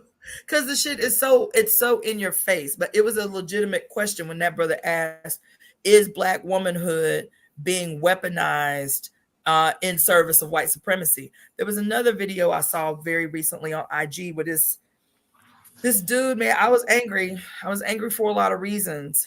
But he was talking about, what did he say? He was like, his caption was something to the effect of, no amount of Black girl magic is going to undo this woman's war crimes, or something like that, right? But his whole angle was really condemning of Black womanness. You feel me? It's like you can make a criticism of Kamala Harris without Black womanhood, and even the reason Black girl magic had to become a thing in the first place. It's to negate why Black girl magic and all of that shit emerged in the first place, was in light of all of these attacks of Black women's character, of Black women's presence, Black women's beingness in this goddamn society. The lack of recognition of how Black women contribute to this filthy bitch, how you motherfuckers would not even experience the life that you experience if it had not been for the fucking suffering of Black women. Absolutely. So here, on the one hand, he is making what appears to be a righteous criticism of Kamala Harris as a genocidal participant, right? But in that same thing, in that same righteous critique that he makes, he condemns in a kind of low-key, insidious way Black womanness in general, right? So I was like, who the fuck is this nigga? And why his light-skinned looking ass? Because he looked, you know, what we used to say in the South, light, bright, and damn near white. This nigga looked light, bright, and damn near white. Like, he could tell he ethnic, but I'm like, is he us? Child, this motherfucker is an Arab Muslim. Nigga, you ain't even us. And criticizing so who asked you for your motherfucking unsolicited opinion about Black womanness? You understand? I was mad as fuck. Like, that ain't your this ain't the conversation for you to be having, nigga. Make a criticism of Kamala and it stops there. But you start talking about Black women and Black girl. What's this Black girl magic anyway? Bitch, now you being a fucking racist. Now you being anti-Black. You hate Black women, but you needed Kamala as the crutch to get off on some other shit that became apparent in the way you spoke. And he think that his proximity to Black people, because he a rapper, you feel me? He think his proximity to Black people gave him a pass to be all crazy out the side of his mouth about Black womanness, Black womanhood, and using Kamala as the inroad to really talk about what he wanted to talk about. Is like, bitch, I hate Black women. And this Black woman gonna give me the opportunity to express that shit on some low-key insidious shit. That's the way it came off to me. And it's been coming off that way a lot. I done seen a lot of so-called revolutionary Mexicans doing the same shit. One woman married to a nigger coming out her mouth crazy about Black womanness and under the auspice in the guise of making a critique of Kamala. You feel what I'm saying? I feel what you're saying. But that's the playbook, though. Like, that's the playbook. That's the playbook. All I'm saying is, I just be like, the state did that. All these people that you think are allies that all of a sudden is confident enough to be, quote, challenging Black girl magic or challenging Black womanhood and all of that shit, they always hated Black ass women. But now, their condemnation of a known genocidal participant who happens to be Black and female give them the backdoor entry into this other shit that they always been on. You feel me? And that's the state. The state does that. The state orchestrates those divisions, orchestrates that kind of shit. Anyway, let's read some of these comments. Thank you. Okay, let's see. YouTube censorship is crazy. Ciao. Pluto in Aquarius is going to be a lot of cyber attacks. Yes. The truth has to be aired out and addressed. Something else I want to tell y'all. Remember I told y'all last week I started watching that bullshit ass show somebody on here was telling me about, that show called Chaos, and Jeff Goldblum plays the god Zeus. Remember I was telling y'all about that? What show is that? What is it on? It's called Chaos. It's spelled with a K. It's on Netflix? I think so. Child, y'all gotta watch that shit. I'm about to do a whole series. I'm about to do a whole series of lives on that show. That shit is so. I'm gonna go look at it. Every single episode, I'm up in here like, oh Lord. It's so much and I done seen. I have probably every book there is on Greek mythology. I've seen every movie readaptation of Greek mythology, and this shit has still got me in my feels. Still got me in my feels. Oh, it's Greek mythology. Let me go watch it. I be liking the see what that is. It's good, but it's fugly. I'm gonna tell you, it's fugly. You about to be in your emotions. But when Zeus is having the conversation, it's interesting. There is an episode, I forget what episode it is, because I'm crack watching this shit. I'm watching this shit every motherfucking day. And there's an episode where Zeus has been given a like a fortune or something, right? And he's told, and several people get the same fortune. Some humans get the fortune, a dead dude gets the fortune. Zeus, who is a guy who's supposed to not be able to get fortunes, he got the fortune, and they're all trying to figure out how this weaves together. There's so much about this show that's got me in my feelings. Like the Fates that we always talk about up on here, the Fates is a trans woman. The lead Fate, the head Fate, is a trans woman, and two non-binary people that you can tell were born female. You feel me? But they like extra masculine in their presentation. These two non-binary people. So the three fates that have always been pictured as what? The youth, the maiden, the mother, and the crone is now this trans woman as the lead fate. And these two non-binary people born female who are extra masculine in their presentation. I said, what the fuck are they trying to say? What the fuck is they trying to do? The Furies. There's just so much. It's like not only the big story and the plot, but like the subtleties in. I'm like, ooh, the child. It's just a lot. It's just a lot. It's just a lot. The priestesses of Hera. In order to become a priestess of Hera, you have to voluntarily have your tongue cut out. Oh wow! And the lead priestess of the goddess Hera is a black woman. It's just so much like nuance in that shit. But anyway, so Zeus gets this prophecy that has him convinced that his time is up. Somebody coming to get him, and his time as the king of the gods is up. Somebody out to get his ass, right? So he becomes hypersensitive. And so one day he decides he's gonna walk around Greece like a regular motherfucker, you feel me? Just to peep what the humans are doing. Okay. So he's walking around the streets, and kids are playing, people playing basketball, couples are walking, holding hands, you feel me? And Zeus just walking around like mad. Like, what the fuck is this bullshit? He mad as fuck. And you're like, why he mad? He go back up to Mount Olympus, and he tells his brother is Poseidon. He tells Poseidon, why are these niggas happy? That's what he said about the humans. He said, I'm paraphrasing, of course, I'm giving y'all the hood version Cliff Notes. Who said, why are these niggas happy? Why everybody just walking around happy and shit? He's like, is everybody on earth just happy? And Poseidon was like, well, people in a good mood right now. You know, it's a period of peace. He said, why? And Poseidon was like, why you mad? He was like, because when niggas ain't scared, they ain't worshiping me. I said, oh my God. Wow. Oh my God. Oh my God. Excuse me. That is a quote. He said, when the world of men is peaceful, when people are happy, they are not worshiping me.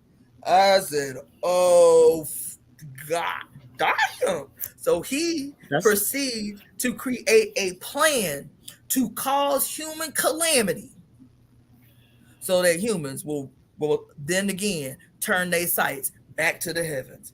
I said, holy fucking goddamn it.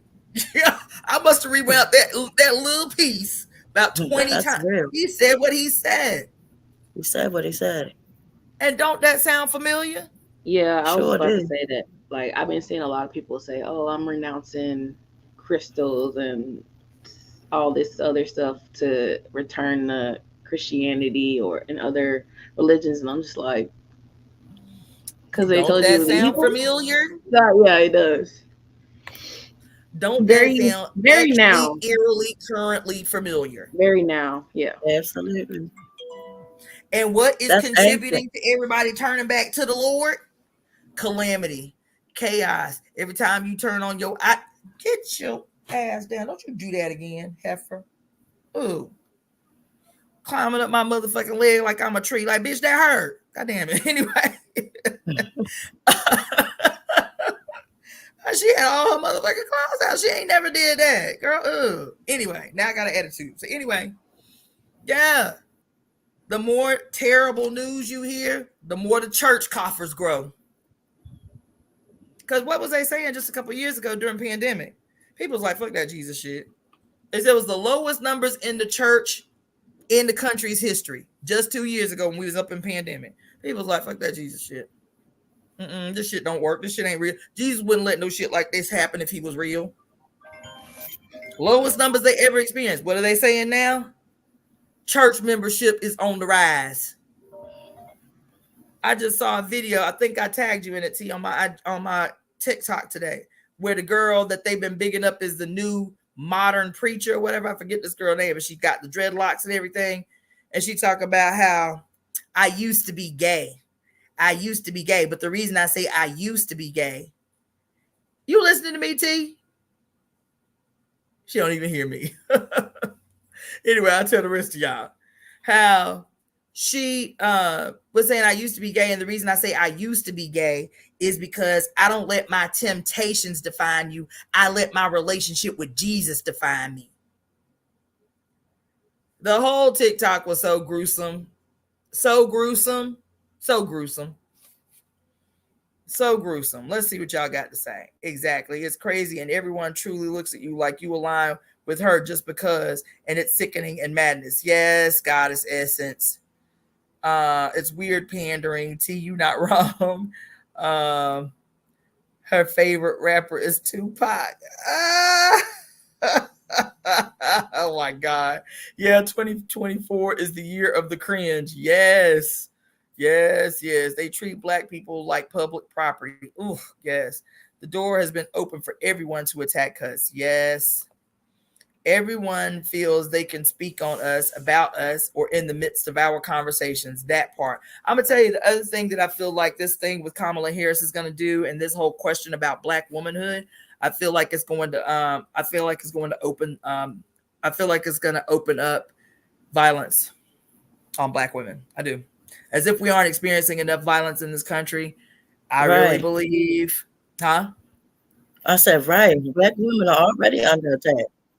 Yes. I feel like this shit, especially with white nationalists. The same thing happened under Barack Obama's administration. The increase in violent crimes against Black people under Obama's administration, specifically by white nationalists. Black women got enough violence to deal with in partnership with their own men. The leading cause of death of Black women is horizontal violence in partnerships. You feel me? Okay, it was Dion that told me about, the movie Netflix. I thought you would be really interested in it. Girl, Dion, that shit got me caught the fuck up is what it did. It's got me caught up. It's got me in my feelings is what it's got. They just awarded another Y chromosome for being the woman of the year. No. What? Where that happen at? So you can't speak. That's wild. Transgenderism is anti-nature. It's patriarchy. Chronos type shit. It's always that they hate everyone's happiness. I gotta watch it now. I saw the trailer, but it didn't pique my interest. It didn't me either. So the only reason I watched it was when the sister inboxed me and was like, "Yo, you gotta check out this show." Baby, right out the gate, the show came out crazy. Came out crazy. Came out blades swinging and head chopping. Blades swinging and head chopping. Let's see. I'm still waiting on another season of American Gods. I tried it. I tried twice watching American Gods, but the gore of it, I just couldn't get past it. It was so unnecessarily gory that I couldn't even get to the plot the way I wanted to because it was too much. It was a lot. Oh, okay. I didn't even see y'all down here. Hold on. Let me bring Tajali in. Greetings, Sister Ann. How you doing? Turn on your mic, boo. Hello? Hello. You got your mic on? Hello? Can't hear.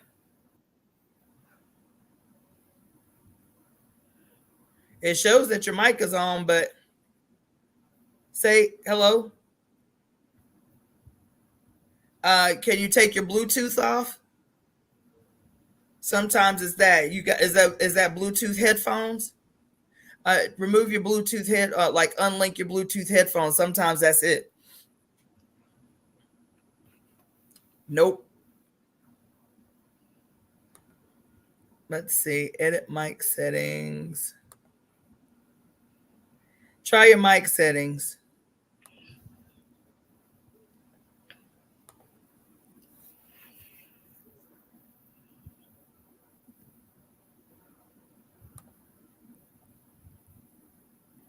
Hello? Okay, try going back off and coming back on. Try it that way.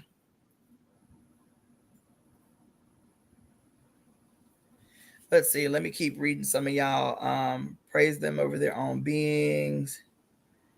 Yeah, American Gods is a good one. I was thinking about it the other day because it talks about that. It talks about how some of the old gods became obsolete because humans started worshiping new gods, right? And how it is the humans' prayers. I am going to have to revisit. It's just so goddamn gory. I've tried twice. It's so gory. I'm like, man, this shit is unnecessary for it to be so gross. You feel me? But I'm gonna have to revisit it because it's what we're always talking about. We're always talking about what is necessary for the creation of a godhead, and they are literally talking about the creation of the godhead and the destruction of old gods through, the retraction of prayers, the retraction of worship. You feel me? So. All right, let's see. Okay, so Lisa, thank you for coming on. I'm gonna go ahead and remove you from the feed and see if that helps Tajali come back on. Okay. Okay. All right. Thanks, sis. No problem. Have a wonderful day. You too.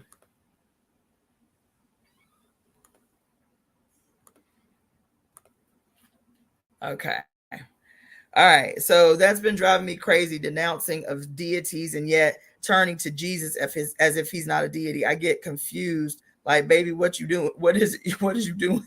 Sure enough, they love to feed you the church when times get crazy because the church feeds them.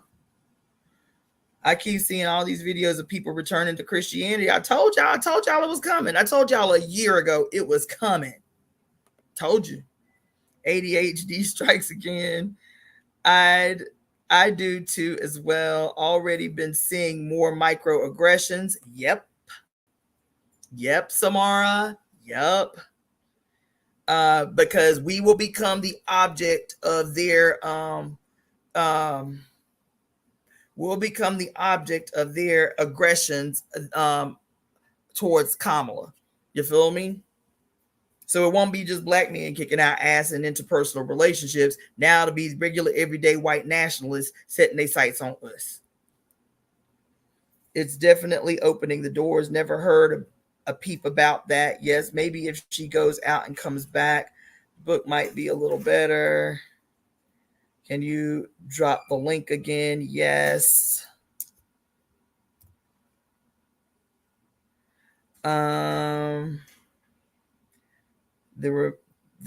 This reminds me of a book, when the black woman was God and why she isn't now. Oh, that sounds like one I need to read. When the black woman was God and why she isn't now. We will be the punching bag for their rage if she wins. We got to watch our backs. Yeah, so some of the things I was talking about, earlier about reasons that I feel like I got to be doing more Zooms so we can have like more intimate conversations that we cannot be having on this live if I expect to stay live. Some things I can say is I used to be a part of this group that used to teach survival classes, and we called it political self-defense classes. And so I really want to start doing that again. And even if it's like, I would like to do it in person, but even if it's like private classes that we teach on a Zoom or something like that. Go on about your life, girl. Okay, Tajali, let's try this again.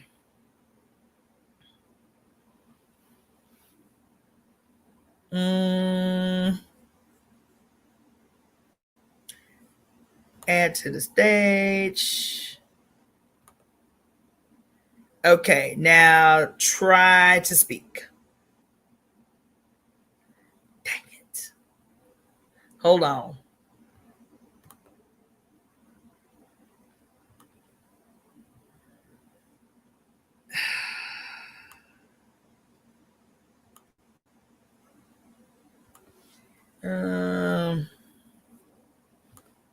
I tried something on my end. It's not working. Is your audio enabled? Not your mic. Like, can you go into your settings and see if your audio is enabled? So on the top of your screen, you should see like 3 little dots.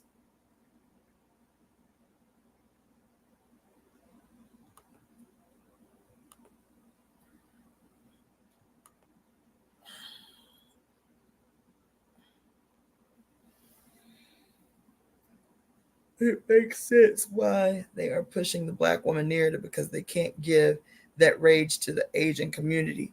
No, boo. You missed it. Golden Amethyst 999.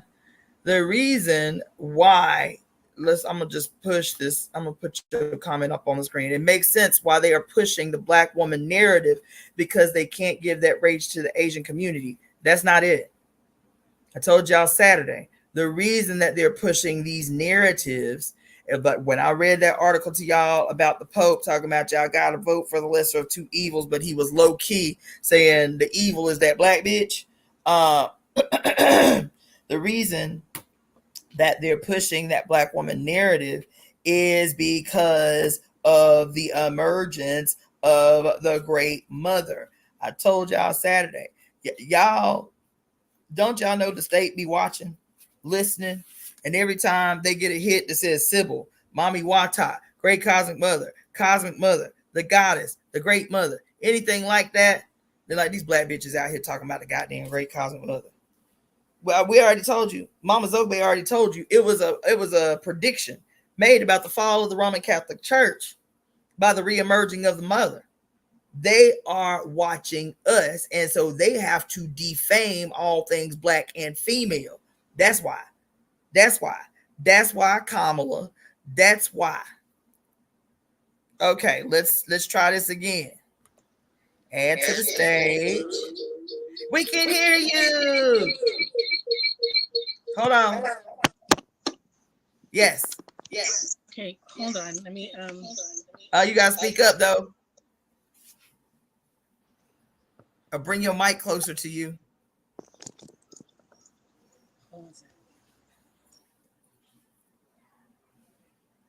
Okay, can you hear me all right?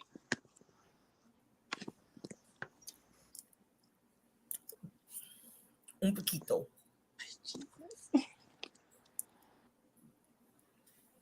Better? Yes.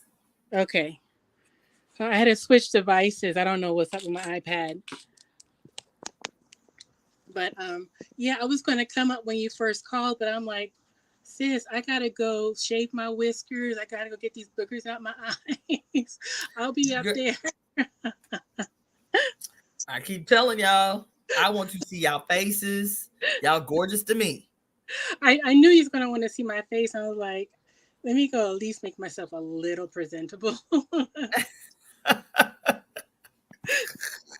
See, y'all be up in here seeing me at my worst some days. Okay. Hair ain't did. Grays showing all over the place. I'm looking at some of my videos, half my head done, half my head poofy. You feel me? Y'all be seeing me at my worst. Yeah. Okay. I'm gonna trust that what you're saying. I don't see that. Oh.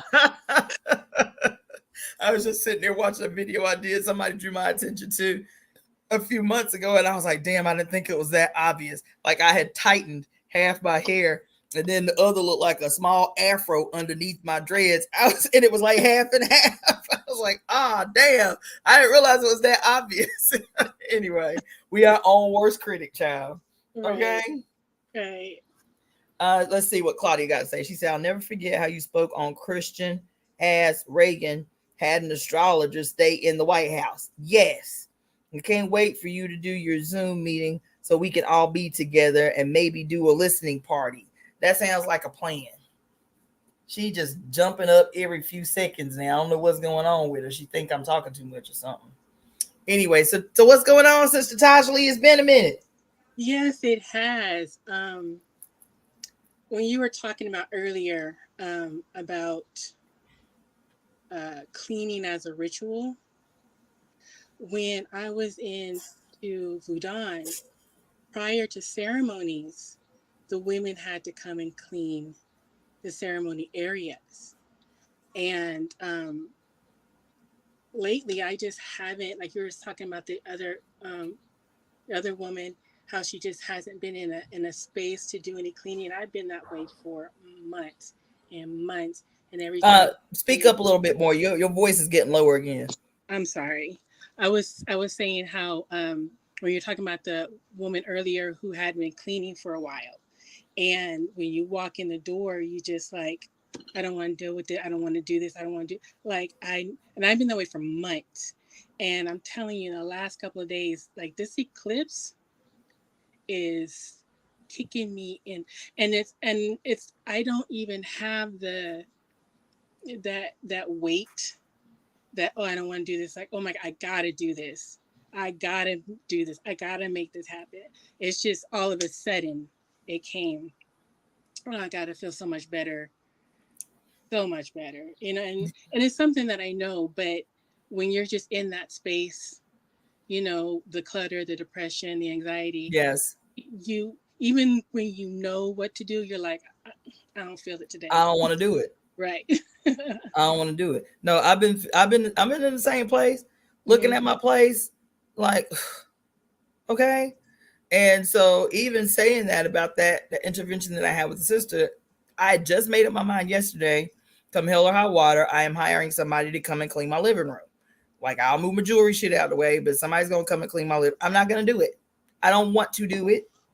And then I was thinking day before yesterday, I was like, it's like half of my life is, and I'm not exaggerating, half of my life is spent cleaning. I'm like, nobody is supposed to be living this way. You know what I'm saying? Cleaning. You know what I'm saying? Sweeping, mopping, washing my clothes. Like, why I got to do this shit every week? You know what I'm saying? I don't know. Maybe it's a consequence of like living by myself.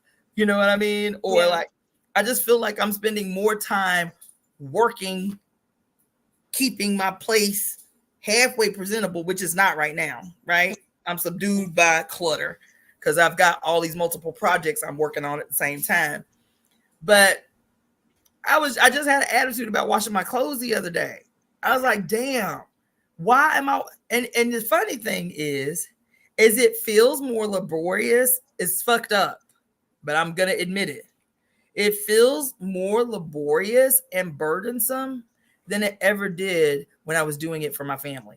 When I was washing clothes for my family, when I was washing dishes for my family, when I was cooking for my family, it felt like it was on autopilot. Like me wanting to or not wasn't even up for debate.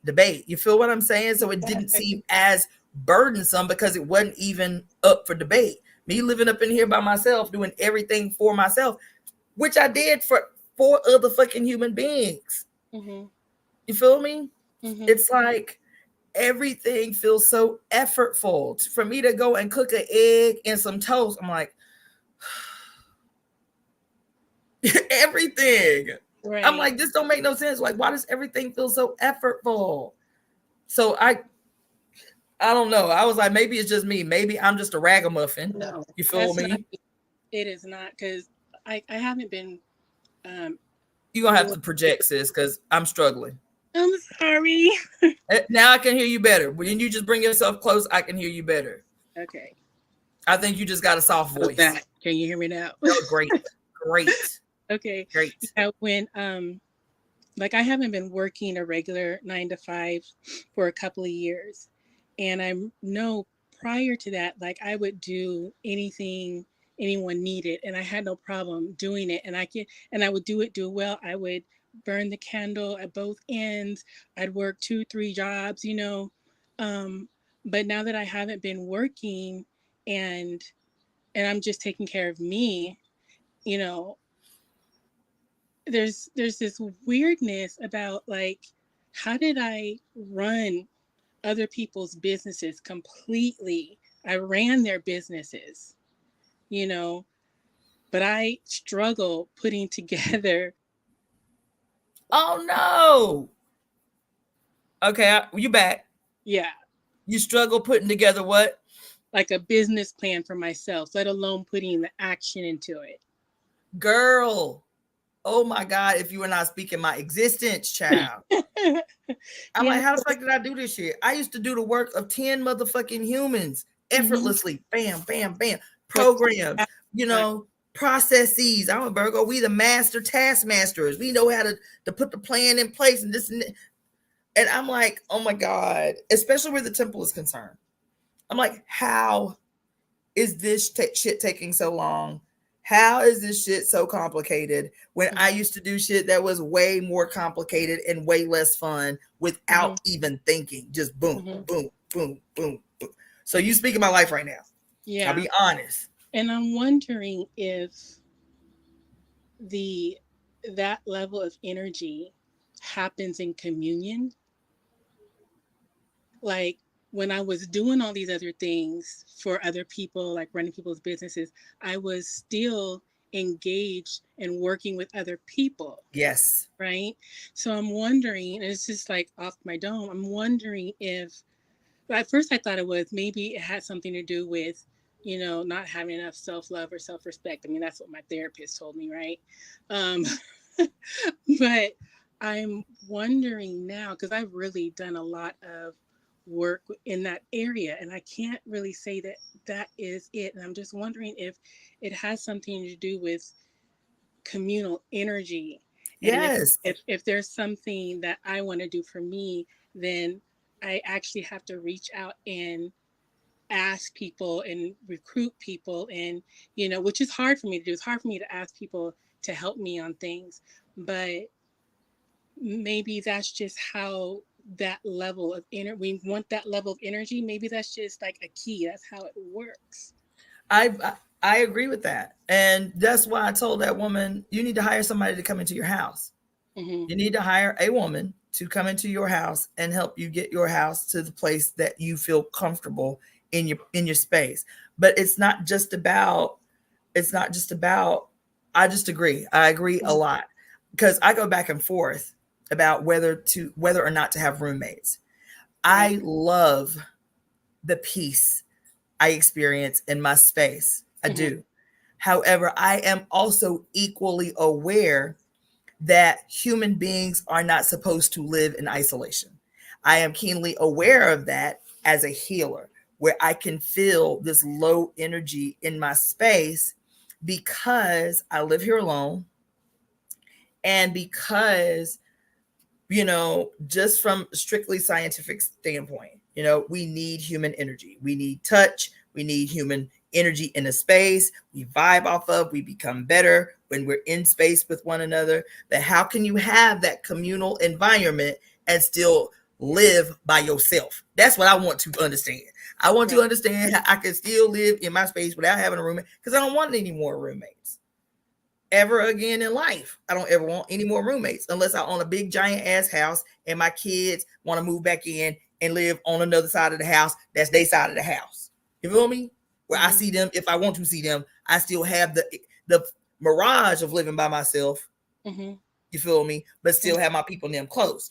But to have a roommate, even to have a lover that lives in my house, I don't want that. I don't want that. Nope. How can I create a communal environment without having to live in a commune? You feel me? And even when I was talking about creating the temple, and in the beginning, my daughter and I used to joke about, creating a cult, but the cult life is not attractive to me. I don't want to buy a big ass house and live in a big ass house with 13, 15, 20 other motherfuckers. I don't want to live in some kind of hippie commune-esque situation where I ain't got no privacy. That shit is not attractive to me. Right. What is attractive to me is we live in a period in human history where they say human beings are more alone than they ever have been in human history. Human beings live more, for the first time in human history, more humans live inside of cities than they do in rural areas, right? And so people are living in apartments, whatever. And so because people are living in cities, they're living more in isolation, right? How can you create a communal environment without living in a commune? That's what I'm interested in. Because I feel like the low energy that I'm experiencing, like sometimes I'll be in my house fully rested. You feel me? Didn't have plenty of sleep, didn't go to sleep from exhaustion, completely rested. And 2 hours after being awake, I'm sleepy again. And I'm like mad because I'm like, why the fuck am I sleepy? I will literally say that out. I don't want to be sleepy. I want to have energy. I don't want to be sleepy. Like, what the fuck is wrong with me? You feel me? And I feel like it's that energy, that reciprocal energy between human beings that we need, that communal energy that we need. And as soon as I leave the house, like if I'll just go around the corner to my favorite spot and like have a drink or something, I am instantly revitalized. You feel me? And so one of the things that I used to do, I haven't done in over a year, but it made a difference. I used to have house parties once a quarter. I would have people over to the house. I would cook. I would buy drinks. They could bring something if they wanted to. They didn't have to. And just have 10, 15 people at the house just to churn the energy in my home, to bring fresh energy into my home. You feel me? And I remember that made a difference. I remember I was telling a friend of mine just recently that I'm the spare bedroom that was the bedroom that my family was in, my daughter, my kids was in, my grandkids was in. I want to paint it so that it looks like a real therapeutic room, right? I was like, but I ain't gonna paint this bitch by myself.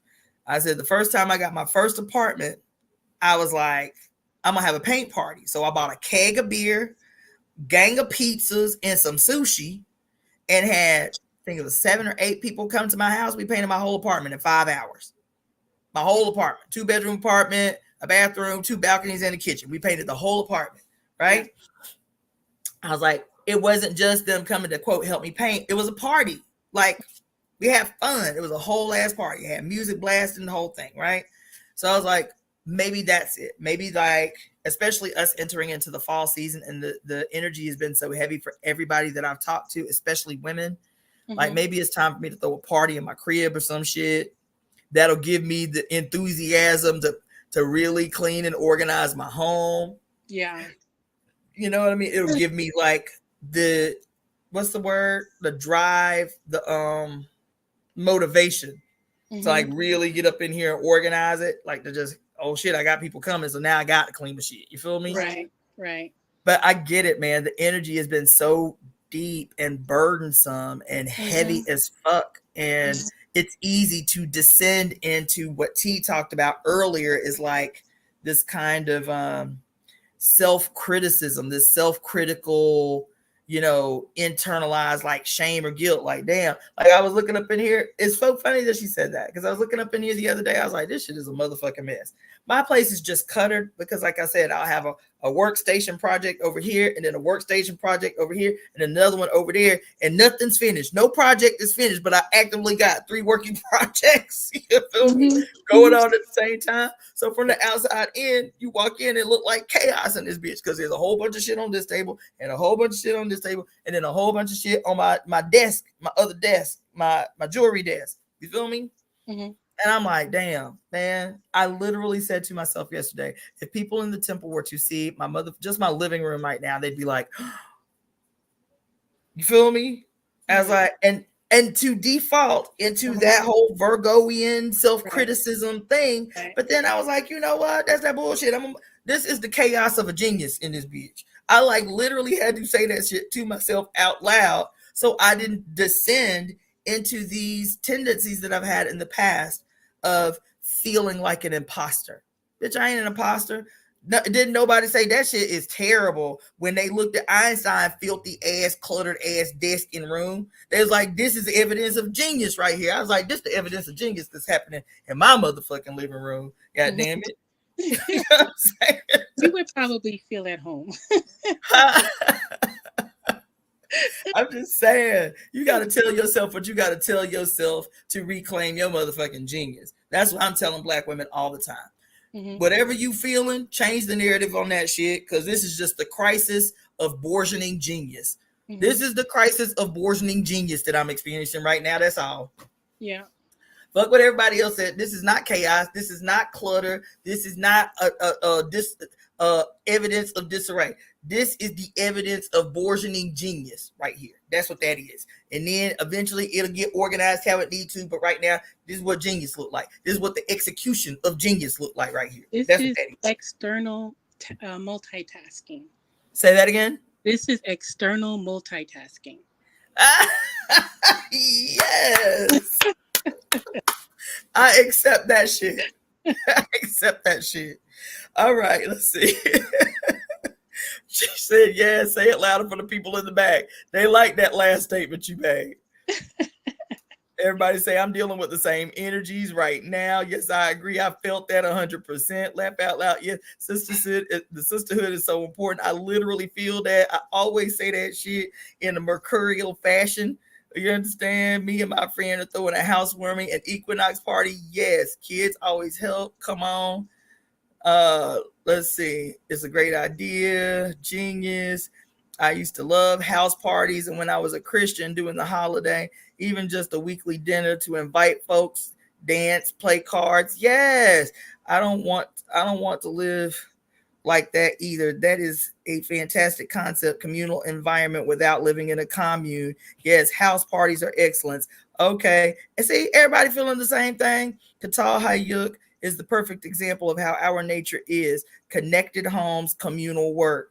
Yes, people raise resonance. That's people raise a resonance that you set yourself. Appreciate sharing your truth. With dependence. Okay. So yes, everybody feeling the same thing. Like, yes, okay, I thought it was just me out here crazy. No, all these Black women feeling this shit. Because our genius has always been squandered into taking care of others at our expense.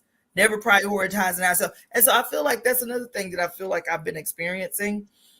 Feeling guilty about not wanting to cook for myself. I was like, damn, I used to cook every motherfucking day. Like, why I don't want to do something as simple as make myself an egg and some toast? Fuck it, I'll just go out to eat. And I'm spending so much money out to eat, but I don't want to cook. And it is because of that latent shit that we hold on to, where we do for everyone else at our expense. Mm-hmm.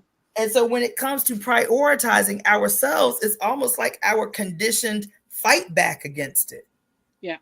You know what I'm saying? You saying I used to run people's businesses, organize people's lives, this, that, and the other, effortlessly, do the work of 10, 20 motherfuckers. But when it comes to prioritizing myself, prioritizing my needs, using my energy to prioritize my needs and myself, it's like the biggest burden ever. I feel like that's like a conditioned fight against centering ourselves, being selfish.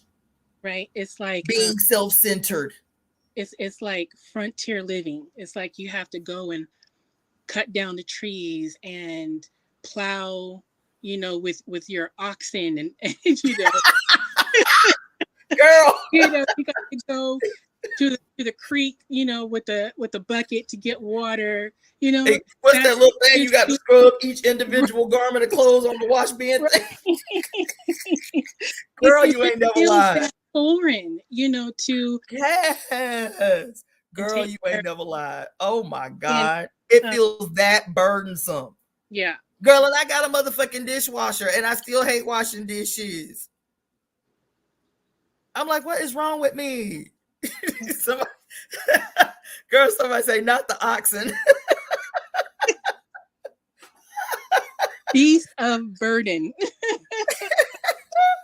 Child, listen. Okay. Hold on. Let me catch up on some of these. Hold on. Let me catch up on some of these comments. Okay. One thing for sure, it's not boring. My office has 6 different purposes and stuff goes on with all of that. Have some healing circles. Yes, it is. When we center ourselves, they can't leech.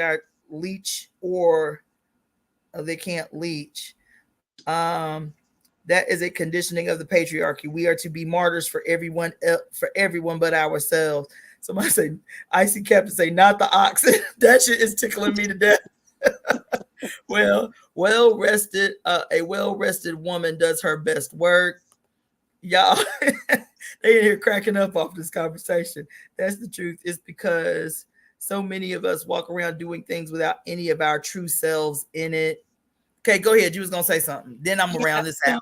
A couple of things. Like, okay, so I'm a 12th house Capricorn, and so I have a stellium in the 12th house.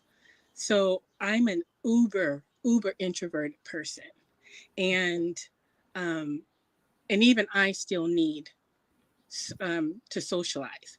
Maybe not as much as most. So especially with the way things are going, where we can see, the increase in violence on women, and we can see how it's going to be amped up. A way of socializing and protecting ourselves is living life together. We don't have to live in the same space, but you got to go to the car wash and wash your car. Let's go together. You got to go fill the car. Let's go to the gas station together. You got to go buy groceries. I got to buy groceries. We can just go do that together. Right? Yes. And that's living life together. Yes. That's communion. Yes. Speaking of which, I went to go get breakfast at Denny's yesterday, right? And I find myself always eating dinner by myself these days, which I typically haven't had a problem with. But now it is. Thank you, Claudia, for the donation, darling. Now I find myself bothered by it when I didn't used to be, right? And I went to get breakfast at Denny's yesterday, and I saw 2 old ladies, 2 Mexican ladies, right? One was old, like she was old, but she had three grandchildren. I'm assuming they were her grandchildren because they were young, like the little baby, her cute little busy self, maybe 3. Mm-hmm. She had a grandson who looked like he might have been about 5. And then an older grandchild that looked like she might have been about 11 or 12. And it was the same thing that I had experienced at that goddamn temple. How that little grandbaby of hers, little girl, she was cute and busy as the day is long. Cute and busy, girl, busy. I was tired just watching her. She was busy. You feel me? Mm-hmm. And all I saw on this woman's face was exhaustion. This old woman, all I saw was exhaustion, and I saw like a vacancy. Do you understand what I'm saying? When you get so emotionally exhausted by life that your eyes look hollow, that's what it looked like. And then another lady came in behind her. They weren't together. Another lady came in behind her, Mexican lady, old, and she sat at the table by herself. And she ordered her food, and she just looked lonely. You know what I'm saying? She Mm-hmm. just looked despairing and lonely. And I don't know if I was hyper aware or hypersensitive because of what I had experienced the day before at that monastery at the temple, but it reminded me of what a Babalao told me once about how he believes that a lot of what's happening in the world is because old women have been abandoned by society. That's what a Babalao told me once. He Mm-hmm. felt like he said old women are abandoned by society once they've worn out their usefulness. And no matter how much they've done for others, they always end up dying alone and uh, in misery, right? And he feels like that despair is causing the misery of the many, right? Let's see. I read a study that claims women of Crown age develop vitality by taking care of young children. I don't know if that's anything legitimate, but it's interesting. Not just Crohn's, old people in general. There are studies that talk about, like old people, late 60s, early 70s and up, being put in proximity to very young children, like little kids, like under the age of 10, does revitalize them, does give them like health benefits. But I think that's based on something else. I don't think that means that some old woman should be taking care of her rowdy ass children's kids because she too busy to take care of her kids. So this old woman look exhausted because she walking around here with 3 grandbabies and no daughter or son in sight, whoever gave her them grandbabies. And so she exhausted taking care of these babies. You feel me? And still look hollow in the eyes, still look vacant in the eyes. Like, damn, this is my life. That's all I'm good for is raising babies, raising nigga babies. You feel me? I ain't got no value outside of that. That's what I might have been projecting. You feel me? I could have very well been projecting, but I don't feel like it. I feel like when we are in proximity to each other, women, we feel each other without saying a word. Yeah. We feel each other without saying a word. You know what I'm saying? I'm seeing a lot of our older women dying alone and isolated, some by choice, not wanting to be a burden or refusing the help. That too could be an issue, but 99.9% of the time, that ain't it. They ain't alone by choice. Again, it's once they've socially worn out their usefulness, once they've been used the fuck up, they get tucked away out of sight. Don't nobody want to see them once they old. Don't nobody want to see them when they old. And if you can't even walk good, you can't do shit for me. So your purpose is served. Unless you Big Mama on soul food. But she still had usefulness, even with one leg. Right. You feel me? Oh, bitch, you can still cook. You don't need your leg to cook. Right. You feel me? Mm-hmm. That shit is gross. And I was just thinking, I've been thinking a lot. This I didn't even talk to y'all about what this dude said, but I'm gonna have to get up off of here because I got other stuff to do. But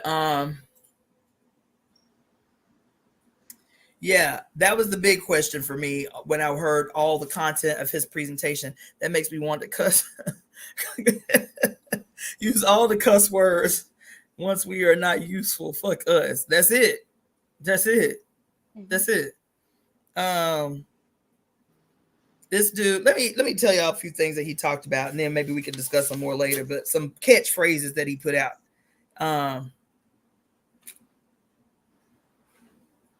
He said, this is a quote. He said, when your future is assured, when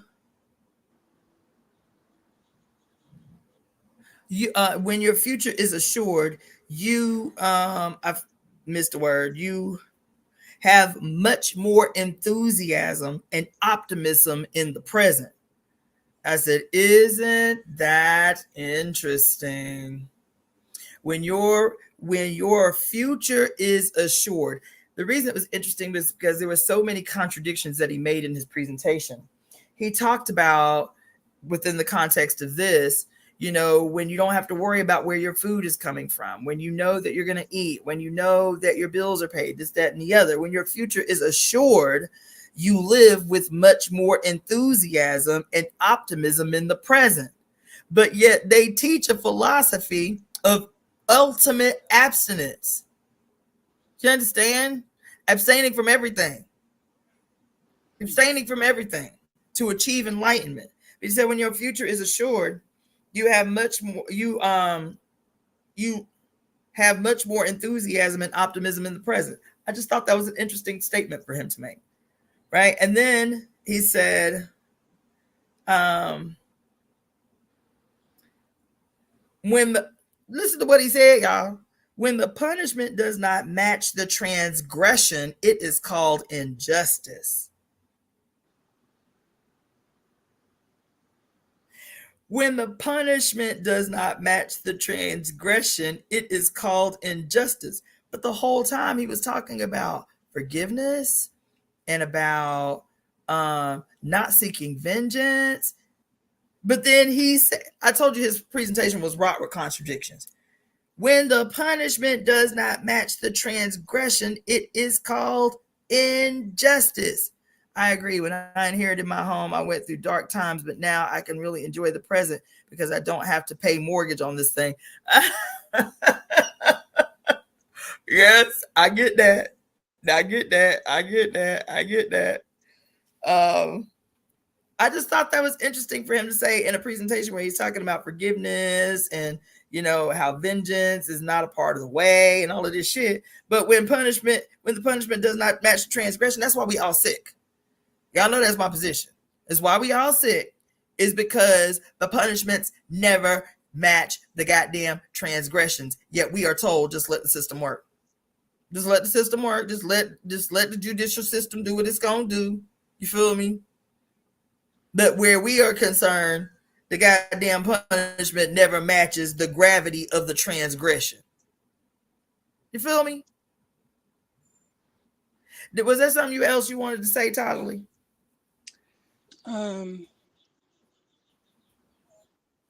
Yeah, earlier when we were, this is going back. I don't want to move away from what you're saying right now. Oh, go ahead.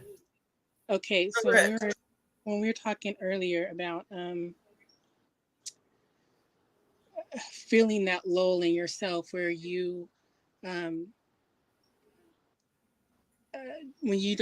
you're not taking care of yourself like you take care of other people, right? Right. I recently kind of came to this place where I was able to give myself some grace, because like I said, I haven't been working a regular 9 to 5 for some years, well, like about 4 years. And most of that time I was upset with myself because I physically couldn't work. And I was upset with myself because I'm like, I need to be out there, I need to be out grinding and doing this and doing that. But during that time, I realized that all those other years prior, when I was out there doing it, doing the thing, I never had a down moment to process grief or process things that had happened to me. I had to, if I had went through an assault, I didn't have time to process that. So Yes. this moment where I'm like, I don't feel like cleaning up right now.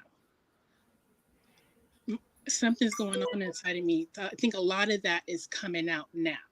Yes. And I Yes. have to allow myself to not be in the place of or living in the idea of I got to be on all the time, and that's success. And if I'm not moving, if I'm not grooving, especially if you spend a lot of time on YouTube and TikTok like I do, and you see all of these people in their entrepreneurship and they're making things happen, and I'm like, man, I can't even get out of bed today, right? And but I had to allow myself that space and that grace, because I've had to purge a lot of emotions out of my chakra, out of my root chakra. And that is not an easy process. It's not a fast process. This is like year 4.5, 5, almost 5 years, where I've just been in this place of just in this place, feeling kind of stuck, if you will, right? Yeah. And but like I said, just recently, I just come to this place where I'm like, okay, this is, I've been given this space by the mother, if you will, to Yes. allow myself to purge out all this. Because not only that, but I'm also reprogramming my mind. I'm decentering men. I'm seeing the world um, as it is and not through my, Cinderella glasses, So I'm also going through a lot of programming, and that takes time too. Not just, because I left Christianity like 15 years ago, and I'm still dealing with residue and remnants of that, right? Yes. But when you had Yes. said that, you know, contending with the cracker in your brain, you know, Mm, like my critical voice, it's a male voice. baby. It's not feminine. Baby. It's a male voice. Child, that nigga be creeping back up in my consciousness too, and I always feel like I'm ahead of the curve. Then his ass will just come back in, like try to post right back up in the seat of my subconscious. Like, what the fuck is you doing here? Yeah, No, I feel that. I feel that deep. I feel yeah, that deep. Yeah, that's this deep. yeah. But I just want to say, to you and to everyone else, give your give yourself grace and allow the process. And I don't want to sound like, oh, over spiritual, just let, everything happen. But, healing isn't linear.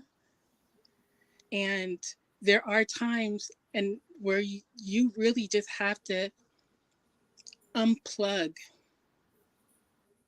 whatever that means to you. It's different for everybody. Yes. You have to unplug from something. It's like reboot, like doing a hard reboot on your computer. Like you have to shut everything down. Yeah. Yeah. Right. So that's all that was just the only other thing. I appreciate you, woman. I always do. I appreciate the intervention because I feel like this conversation and opening it up for you guys to be up on here just really let me hold on, let me close the door.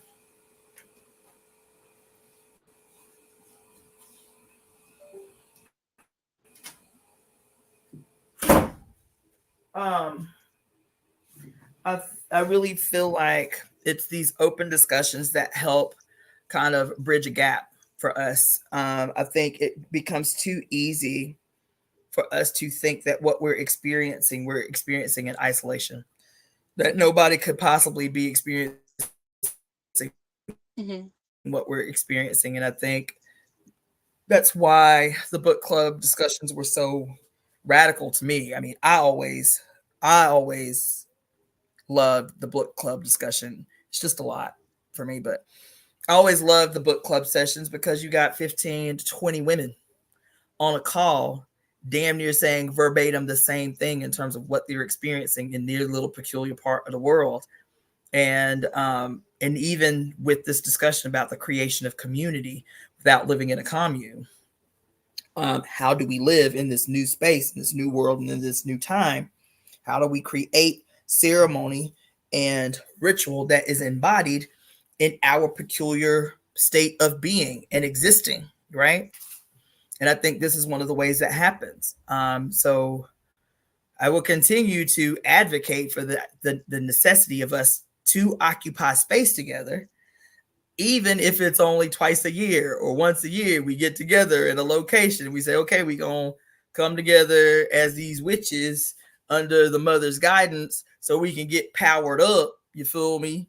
And then go back to our respective places and try to build local communities. So some of the suggestions that women were talking about having house parties and doing car night at the crib. I just found the shit that I'm going to later on tonight after I get off work called Wind Down Wednesday.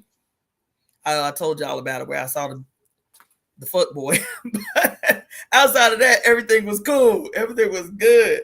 You know what I'm saying? That's about to be my new spot. Ain't nothing but black people. Everybody just doing their thing over some food and some drink. Everybody grown. I don't think there's anybody in there over under 30. You feel me? Mm-hmm. I was like, this is a vibe. It's chill. So I was still able to take notes and write and shit. It's a vibe. I was like, okay, this might be the spot every Wednesday. You know what I'm saying? So we just have to create the spaces. And I appreciate your intervention. I appreciate you sharing with us what's been happening in your life. Let me read some of these comments before you go off, because I think people were mostly shouting you out. You are not alone. The residue is an ongoing process. I'm proud of you and all the women here. We have been going through the same thing. Wonderful words, Taja Lee. Thank you. I resonated when Cassandra took her name back from the name that was attached to a struggle. Yup. Yes, got so much from the book club reads. I know. Yes. Somebody else was mentioning something about the need for doing the survival classes. That shit was gangster. So that would be something I would be interested in doing again. But yes, let me get up off here, because now I gotta start crisis managing, because I was only gonna do an hour thing, not a 3-hour thing, and now I got shit to do before this other 3-hour thing that I got going on. You feel me? But check out my new earrings, y'all. And my new ring that matches these little spider web rings and the spider rings and the little spiders. You feel me? Let me tell y'all about something about California that I do love. Halloween in California, I got this whole set, some earrings and 3 rings with little red things in them for $7 at the Walmart in the Halloween section. Can y'all believe that? Halloween should be turned up here. The Michaels Halloween section. Let me show y'all what I got at the Michaels Halloween section.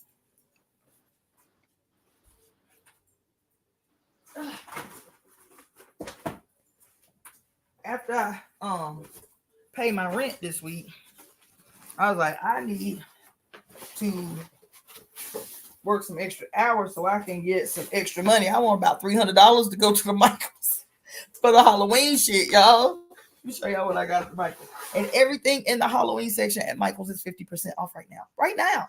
We ain't a month away from Halloween. Everything is already 50% off. This was $12. It's wood. This was 60% off. Isn't that cute? That is. I got 2 of them. Hold on, let me show you the other one, because I couldn't make up my mind, so I got them both. Look at this door hangy one. I know, bitch. I really like that one. It's solid wood.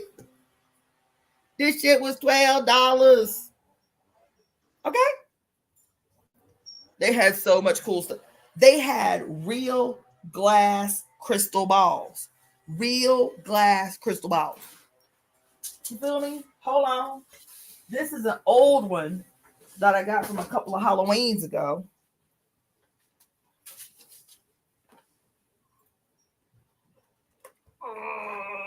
I haven't turned it on yet, but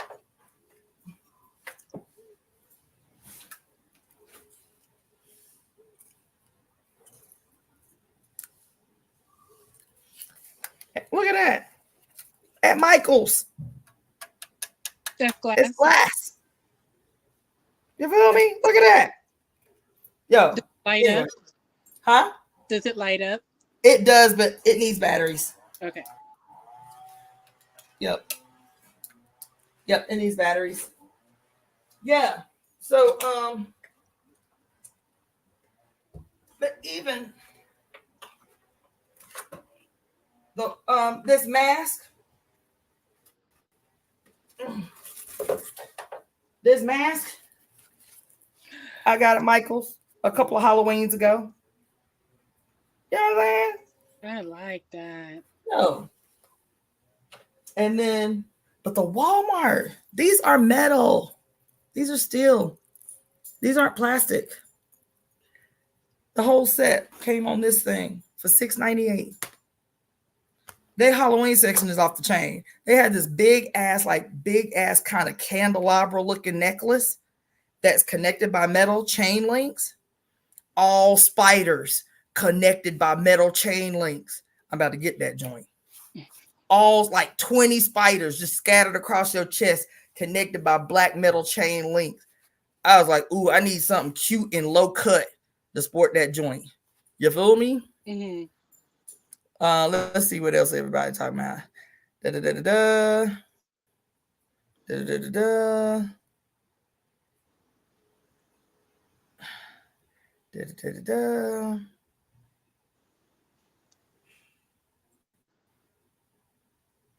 I love the book reads. Grandmother Spider. Yes.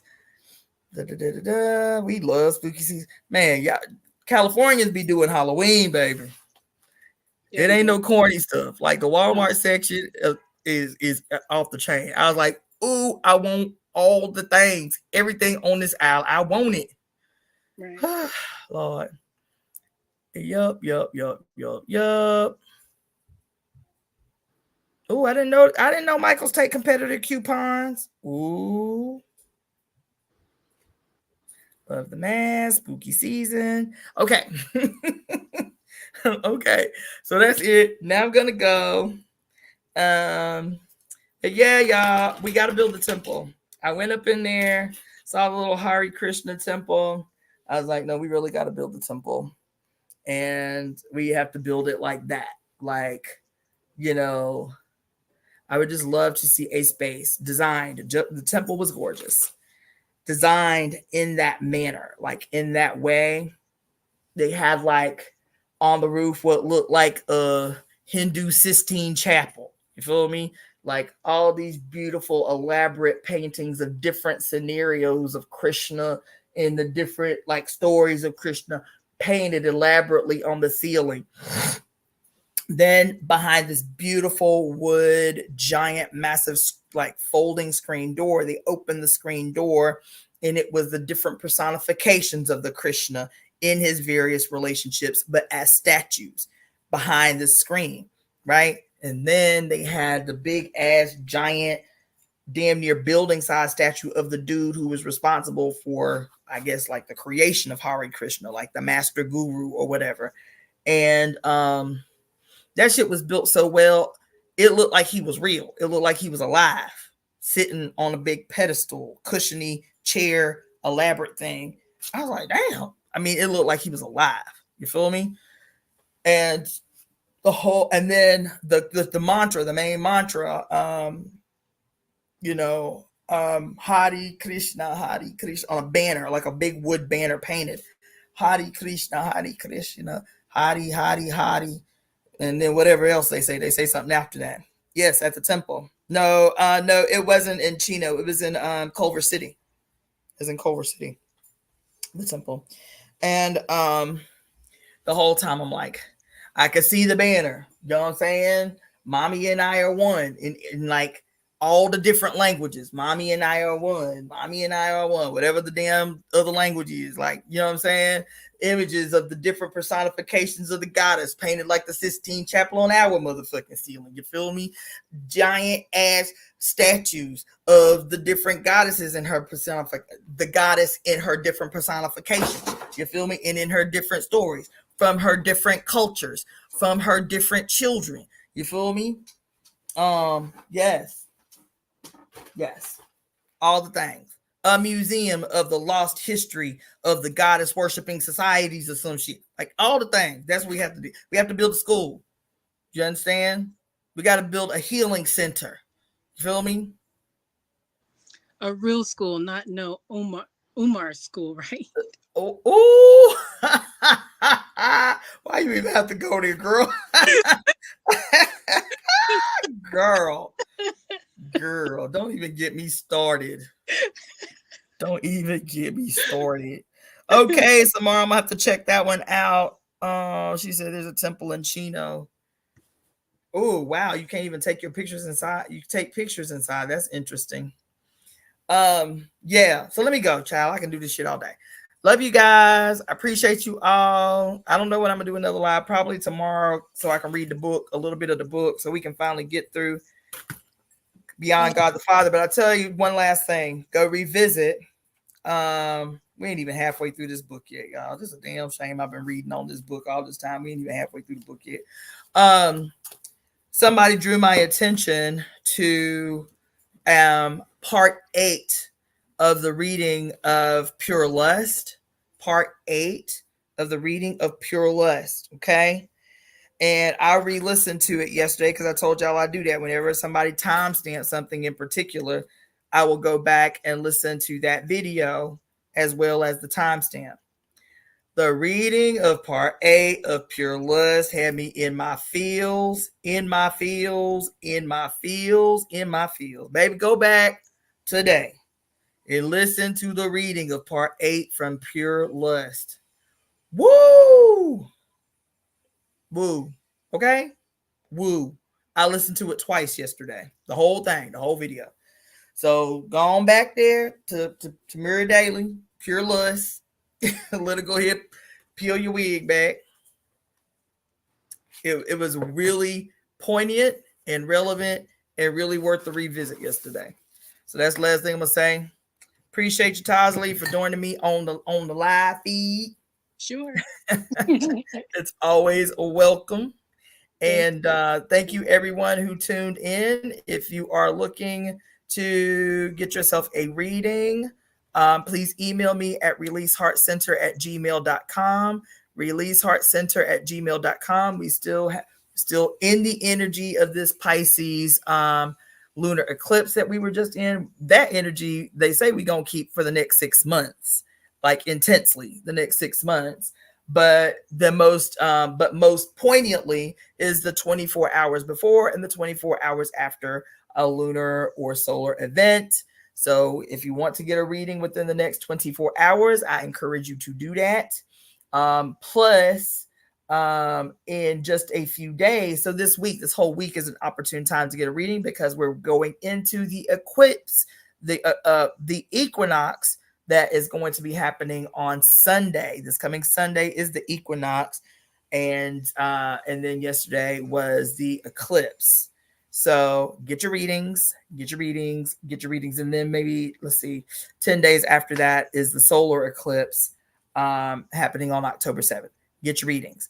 Email me at releaseheartcenter@gmail.com. I will hit you back right away so we can book your reading. In the meantime, I'll see you tomorrow with the reading of Beyond God the Father and Towards a Philosophy of Women's Liberation. See you then. Bye-bye. Bye.